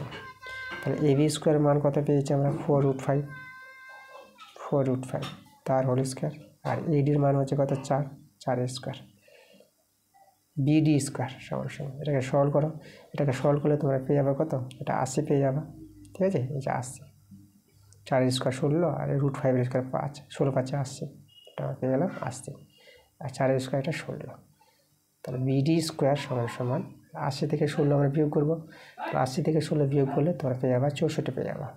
তাহলে বিডি স্কোয়ার যদি 64 হয় তাহলে তোমরা বিডি কত পাবা, তাহলে 64 বর্গমূল মানে 8 পেয়ে যাবে। এই যে দেখো বিডি আমরা 8 পেয়ে গেলাম। এটা আমাদের অ্যান্সার 8 সেমি, এটা একটা আমাদের অ্যান্সার। দেখো তাহলে বিডির দৈর্ঘ্য পেলাম 8 সেমি, আর এবির যে দৈর্ঘ্য, এবির দৈর্ঘ্য পেয়েছি আমরা 4√5 সেমি। এই হচ্ছে আমাদের দুটো অ্যান্সার। পরের প্রশ্ন আমরা চলে যাব কত নম্বরে, আমরা 8 নম্বর প্রশ্নে চলে যাব। দেখো এখানে আমাদের 8 নম্বর যে প্রশ্নটা বলেছে sine theta plus cos theta দেওয়া আছে 2, তো আমাদের এই রাশিটার মানটা বের করতে বলেছে। আচ্ছা এই যে প্রথমে দেওয়া আছে এটা, এখান থেকে কিন্তু সাইন থিটার মানটা কিন্তু আমরা বের করে নিতে পারবো। ঠিক আছে, তো চলো আমরা সাইন থিটার মানটা বের করে নিই। দেখো কীভাবে সাইন থিটার মানটা পাবো, তো আমরা প্রথমে এই যে সাইন থিটা আছে আমরা লিখে দিলাম প্লাস, আর যে কসেক থিটাকে লিখতে পারবো 1/sin থিটা, 1/sin থিটা সমান 2। এখন সাইন থিটা দিয়ে আমরা যদি গুণ করে নিই, তো সাইন থিটা দিয়ে গুণ করলে সাইন স্কোয়ার থিটা, এটা প্লাস 1 হয়ে যাবে, আর এদিকে 2 সাইন থিটা হয়ে যাবে। মানে উভয় পক্ষকে সাইন থিটাতে গুণ করে নিয়েছি। তোমরা ভগ্নাংশে যোগবিয়োগ করলে, ভগ্নাংশে যোগবিয়োগ করে যোগ করে নেবে, দেখবে এইভাবে পাবা। ঠিক আছে, আমি এখানে সাইন থিটাতে গুণ করে নিয়েছি, একবারে তোমরা এইভাবে পেয়ে যাবে, আর ভগ্নাংশ থাকলো না। এখন আমরা এটাকে দেখো সাইন স্কোয়ার থিটা, আর এই যে -2 সাইন থিটা এটাকে বাঁ দিকে নিয়ে আসলাম, আর +1 = 0। এটা পূর্ণ বর্গাকারে সাজানো যাবে, তো আমি তোমাদের সাজিয়ে দিচ্ছি। দেখো sine square theta -2 sine theta, দেখো সাইন থিটাটা এ ধরলাম, তাহলে a² - 2ab, বি বলতে এখানে 1 নিতে পারবো, 1 নিলেও আমাদের গুণ করে 2 সাইন থিটাই পাবো। তো বি যদি 1 হয় তাহলে আমাদের দেখো এটা 1² 0, তো পেয়ে গেলাম আমরা a² - 2ab + b²। এই হচ্ছে সাইন থিটা, বি হচ্ছে 1। তাহলে আমরা এখানে পেয়ে যাব সূত্র a² - 2ab + b² মানে a - b² সূত্র। Sine theta a - b, B হচ্ছে 1 তার স্কোয়ার সমান 0। তা দেখো ডান দিকে 0 আছে বলে বর্গটা আমাদের উঠাতে পারবো, তাই না? এর বর্গমূলটা কী হবে, 0 হয়ে যাবে। তার অতএব দিয়ে আমরা এখানে সাইন থিটা -1 = 0 করতে পারবো। ঠিক আছে, তাহলে বা সাইন থিটা সমান 1, 1টা ডান দিকে নিয়ে গেলাম, দেখো সাইন থিটার মানটা 1 পেয়ে গেলাম। বা সাইন থিটা, আচ্ছা 1 সাইন কত ডিগ্রির মান, সাইন 90 ডিগ্রির মান, এটা লিখে দিলাম। তাহলে অতএব সাইন ভ্যানিশ করে থিটার মানটা কত পেয়ে গেলাম, 90 ডিগ্রি পেয়ে গেলাম। দেখো থিটার মানটা কিন্তু বের করে নিলাম। এখন আমরা কি করব, এই জায়গায় আমরা পুট করে দেব। দেখো থিটার মানটা এই যে আমাদের ছিল কত, এই যে সাইন থিটা, তাহলে সাইন, এই যে সাইন 90 ডিগ্রি, আর এই যে পাওয়ারটাকে দেখো আমরা এইভাবে বাইরে পাওয়ারটা করতে পারবো, 2022 আছে, তো এই যে বাইরে পাওয়ার মাইনাস, একইভাবে কস থিটার জায়গায় বসিয়েছিলাম 90 ডিগ্রি, আর পাওয়ারটাকে আমরা এভাবে হোল পাওয়ার করে দিলাম 2022, এভাবে লিখতে পারবো আমরা। ওকে, চলো এটাকে আমরা সরল করে নিই।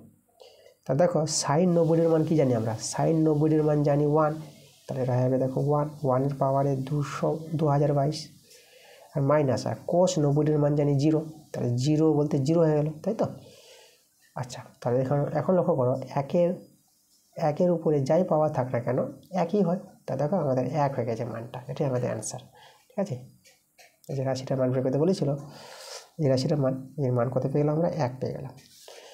9 নম্বর প্রশ্ন বলেছে 9 মিটার উচ্চ একটি খুঁটির ছায়ের দৈর্ঘ্য বলে দিয়েছে 3√3 মিটার হলে সূর্যের উন্নতি কোণটা বের করতে বলেছে।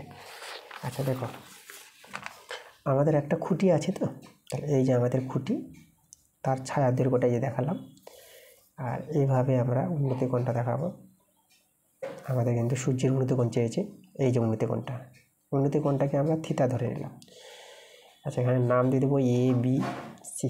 তাহলে এখানে আমাদের যেটা প্রশ্ন বলেছে, এই যে AB-টা আমাদের খুঁটি, 9 মিটার উঁচু একটা খুঁটি আছে, তাহলে AB কিন্তু 9 মিটার, আর ছায়া দৈর্ঘ্য, খুঁটির ছায়া দৈর্ঘ্য হচ্ছে BC এখানে, তাহলে ছায়া দৈর্ঘ্য দেওয়া আছে 3√3 মিটার হলে সূর্যের উন্নতি কোণ, যেটা আমরা থিটা ধরেছি, থিটার মানটা বের করতে বলেছে। এখানে আমরা দেখো লম্ব বাই ভূমি আমরা করছি, ঠিক আছে, থিটা কোণের সাপেক্ষে লম্ব AB, ভূমি হচ্ছে BC, তাহলে লম্ব বাই ভূমি, এই যে লিখবো আমরা, দেখো লম্ব বাই ভূমি, এটাকে বলা হয় ট্যান থিটা। ওকে, তাহলে লম্ব কিন্তু আমাদের এখানে কে, এই থিটা কোণের সাপেক্ষে লম্ব AB, তাহলে এখানে লম্বের জায়গায় আমরা AB লিখতে পারবো, আর ভূমি BC, তাহলে ভূমির জায়গায় আমরা BC লিখে দিলাম, আর ট্যান থিটা। তাহলে AB এর মান হচ্ছে দেখো 9, তাহলে আমরা এখানে এ বির জায়গায় 9 বসাবো, আর বিসি হচ্ছে 3√3, তাহলে বিসির জায়গায় আমরা বসিয়ে দেবো 3√3 সমান সমান tan থিটা। দেখো এবার আমরা tan থিটার মানটা কিন্তু পেয়ে যাবো। চলো একটু কাটাকাটি করি। তাহলে এখানে দেখো 3 3 9, তাহলে আমরা কী করবো, এই যে হর কোঅর্ডিনেশন করবো, মানে হরে করণী রাখবো না, তার জন্য আমরা যে √3 দিয়ে উপর নিচ গুণ করবো। তার উপরে 3√3 আর নিচে √3 ছিল, আবার √3 দিয়ে গুণ, মানে লব হরকে √3 দিয়ে গুণ করছি। একে হর কোঅর্ডিনেশন বলা হয়, মানে হর থেকে করণী সরানো। তোমাদের একটা চ্যাপ্টারই আছে, তোমরা জানো নিয়মটা। এখন আমরা কী করবো, কাটাকাটি করবো না, কাটাকাটি করলে তো এটাই আবার ফিরে আসবে। এখানে গুণ করে নেব। গুণ বলতে উপরে তো 3√3 আর নিচে যদি গুণ করো, এটা গুণ করে তোমরা পেয়ে যাবা 3 পেয়ে যাবা। √3 গুণ করে 3 হয়ে যায়, 3 3 কেটে গেল। আচ্ছা এখানে আমাদের tan থিটা আছে, এটা বসিয়ে দিলাম। তাহলে আমাদের দেখো, তাহলে আমরা যদি বলি tan থিটা সমান সমান কত, √3 আছে, যে √3, তাহলে ইমপ্লাইজ tan থিটা সমান সমান, আচ্ছা tan কত ডিগ্রির মান √3 হয়, এটা tan 60 ডিগ্রির মান হয় √3, এটা আমাদের বসিয়ে দেবো। তাহলে √3 tan 60 ডিগ্রি যদি √3 হয়, তাহলে √3 জায়গায় tan 60 ডিগ্রি লিখবো। তাহলে অতএব tan tan ভ্যানিশ করে দেখো থিটা সমান সমান পেয়ে গেলাম আমরা 60 ডিগ্রি। এটাই হচ্ছে আমাদের উন্নতি কোণটা। বলেছিল প্রশ্নে সূর্যের উন্নতির কোণ কত, তাহলে সূর্যের উন্নতির কোণ পেয়ে গেলাম আমরা 60 ডিগ্রি অ্যান্সার। আচ্ছা 10 নম্বর প্রশ্ন। 10এর প্রশ্নটা বলেছে একটি ঘনকের শীর্ষবিন্দুর সংখ্যা x, তল সংখ্যা y এবং প্রান্ত রেখার সংখ্যা z হলে এই যে রাশিটা আছে 3x + 4y - 4z এর মান বের করতে বলেছে। এখন দেখো ঘনক, ঘনক বলতে তোমরা লুডোর ছকা দেখেছ, সেই লুডোর ছকা ছবিটা যদি এভাবে এঁকে দিই, তলগুলো কিন্তু বর্গক্ষেত্র। আচ্ছা ছবিটা আমি এখানে দেখাই, ভালো জায়গায় পরিষ্কার জায়গায় দেখাই। তলগুলো ঘনকের এক একটা তল বর্গক্ষেত্র হয়। বর্গক্ষেত্র বলতে 4টে বাহু সমান। এইভাবে আমি একটা তোমাদের ঘনক আমি দেখাচ্ছি। তারপরে আমরা দেখাবো ঘনকের শীর্ষবিন্দু। ঘনকের যে শীর্ষবিন্দু বলেছে, দেখো শীর্ষবিন্দুর সংখ্যা কটা হয়। শীর্ষবিন্দু বলতে দেখো ঘনকের এই যে বিন্দুগুলো আছে, এই যে একটা বিন্দু, এই যে একটা বিন্দু, এই যে উপরে 4টা বিন্দু আছে, 1 2 3 4, আর নিচে আছে আবার 4টা বিন্দু। তোমার লুডোর ছক্কাটা দেখে নেবা, শীর্ষবিন্দু উপরে 4টা নিচে 4টা, 8টা পেয়ে যাবা। তাহলে শীর্ষবিন্দু 8টা, মানে এখানে এক্সের মান হচ্ছে 8। তল সংখ্যা y, তল সংখ্যা দেখো কোনো ঘনকের তল সংখ্যা, উপরে একটা তল নিচে একটা তল, আর আর চারপাশে আছে 4টা তল, যে 1 2 3 4টা। তাহলে 4টা চারপাশে, আর উপরে আর নিচে 2টো, তাহলে 4টা 2টা 6টা, তল হচ্ছে কিন্তু 6টা। আমরা জানতে হবে ঘনকের তল সংখ্যা হয় 6টি।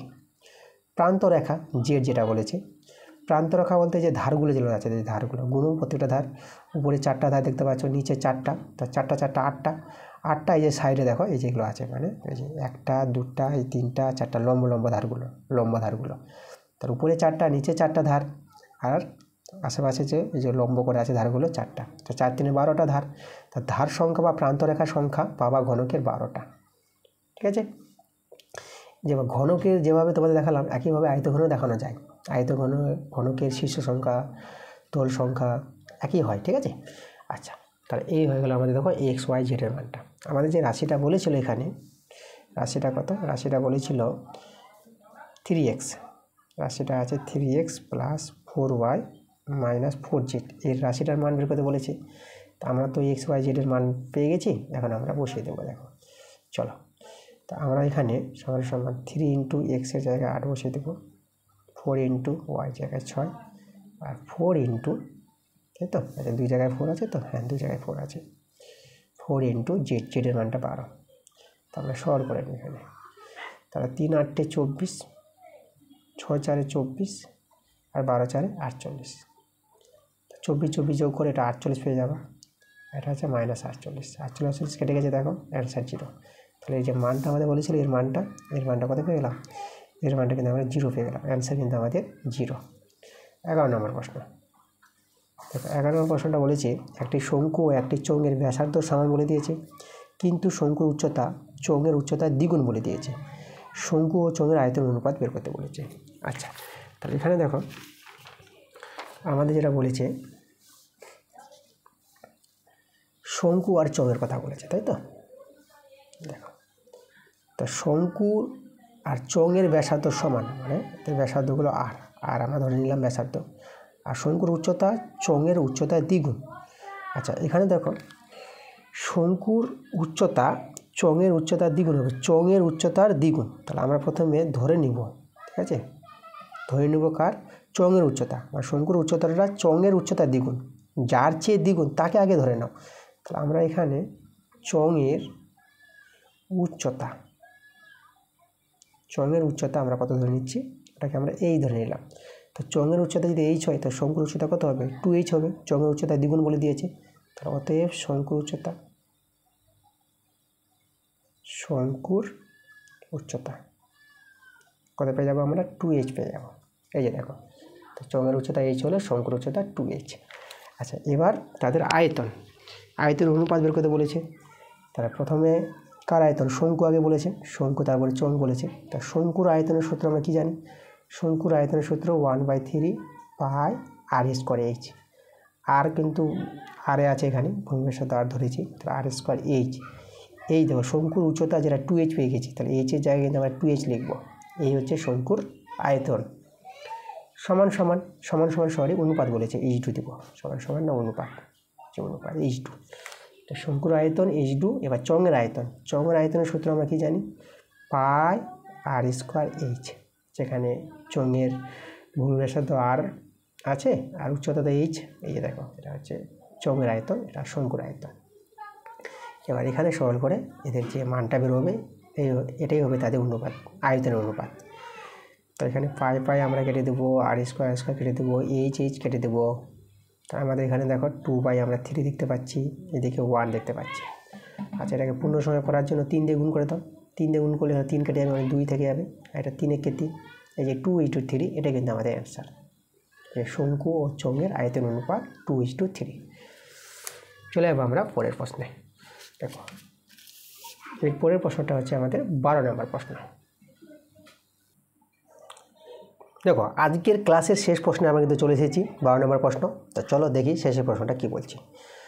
আচ্ছা তোমাদের শেষের প্রশ্নটা করার আগে বলবো, ক্লাসগুলো যদি ভালো লাগে ভিডিওগুলোতে লাইক অবশ্যই করবো এবং ভিডিওগুলো বন্ধুদের কাছে বেশি বেশি শেয়ার করবো। এবং যারা নতুন আছো এখন পর্যন্ত যারা আমার চ্যানেলটাকে সাবস্ক্রাইব করোনি, তোমরা তাড়াতাড়ি করে আমার চ্যানেলটাকে সাবস্ক্রাইব করে নাও আমার এরকম ক্লাস পাওয়ার জন্য। ওকে, তো চলো আমরা দেখে নিই প্রশ্নটা কী বলছি।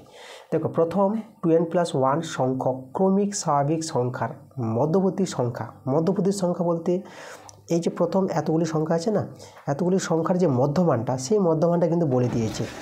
তাহলে n এর মান বের করতে বলেছে। আচ্ছা তা দেখো n যদি অযুগ্ম হয় তখন মধ্যমানটা কী বের হয়, তার সূত্রটা কিন্তু আমাদের জানতে হবে। তা আমি তোমাদের এখানে দেখাবো, যদি n অযুগ্ম হয়, যদি n অযুগ্ম, অযুগ্ম বলতে বিজোড় সংখ্যা, অযুগ্ম, যদি n অযুগ্ম হয় তখন মধ্যমা,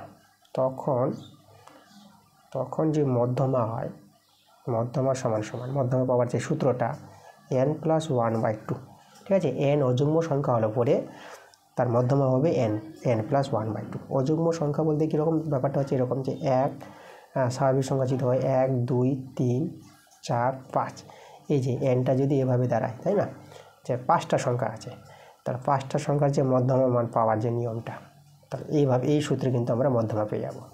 n অযুগ্ম সংখ্যা 1 2 3 4 5 আছে না, তার জন্য অযুগ্ম সংখ্যা, ঠিক আছে। আচ্ছা তাহলে n অযুগ্ম হলে তার মধ্যমার সূত্রটা কি, n+1/2। তা এখানে যে প্রথম যে 2n+1 সংখ্যক ক্রমিক স্বাভাবিক সংখ্যাগুলো আছে, তাই যে টোটাল সংখ্যাটা এই যে 1 2 3 4 5 পেলাম, আর এখানে যে টোটাল সংখ্যাটা কি আছে আমাদের, যুগ্ম না অযুগ্ম আছে সেটা জানতে হবে।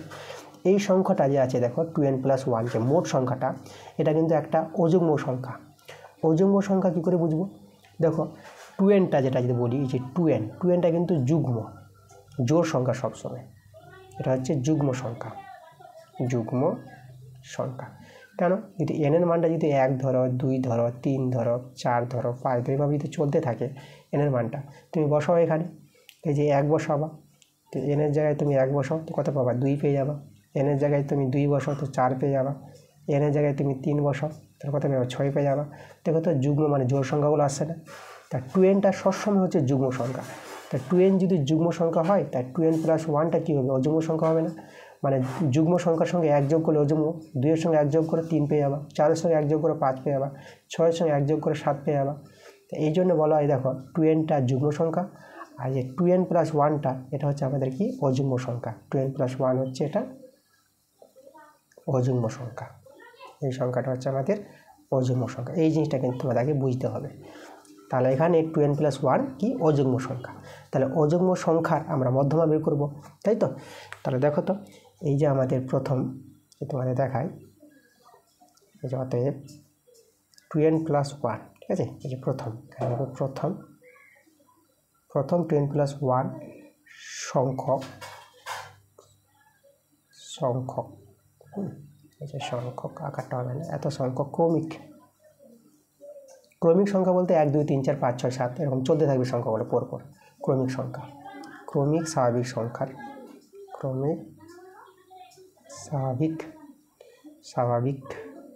সংখ্যার মধ্যমা, স্বাভাবিক সংখ্যার দেখা যাচ্ছে না, সংখ্যার মধ্যমান,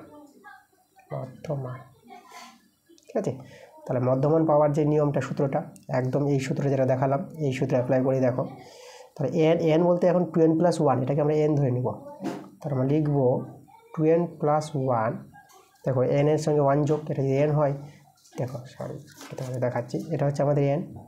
সূত্রটা কি, সূত্রটা হচ্ছে n প্লাস 1/2, এই যে সূত্রটা দেখো, এটা হচ্ছে 2n প্লাস 1, এটা হচ্ছে আমাদের n, তার সঙ্গে আবার 1 যোগ আর বাই 2।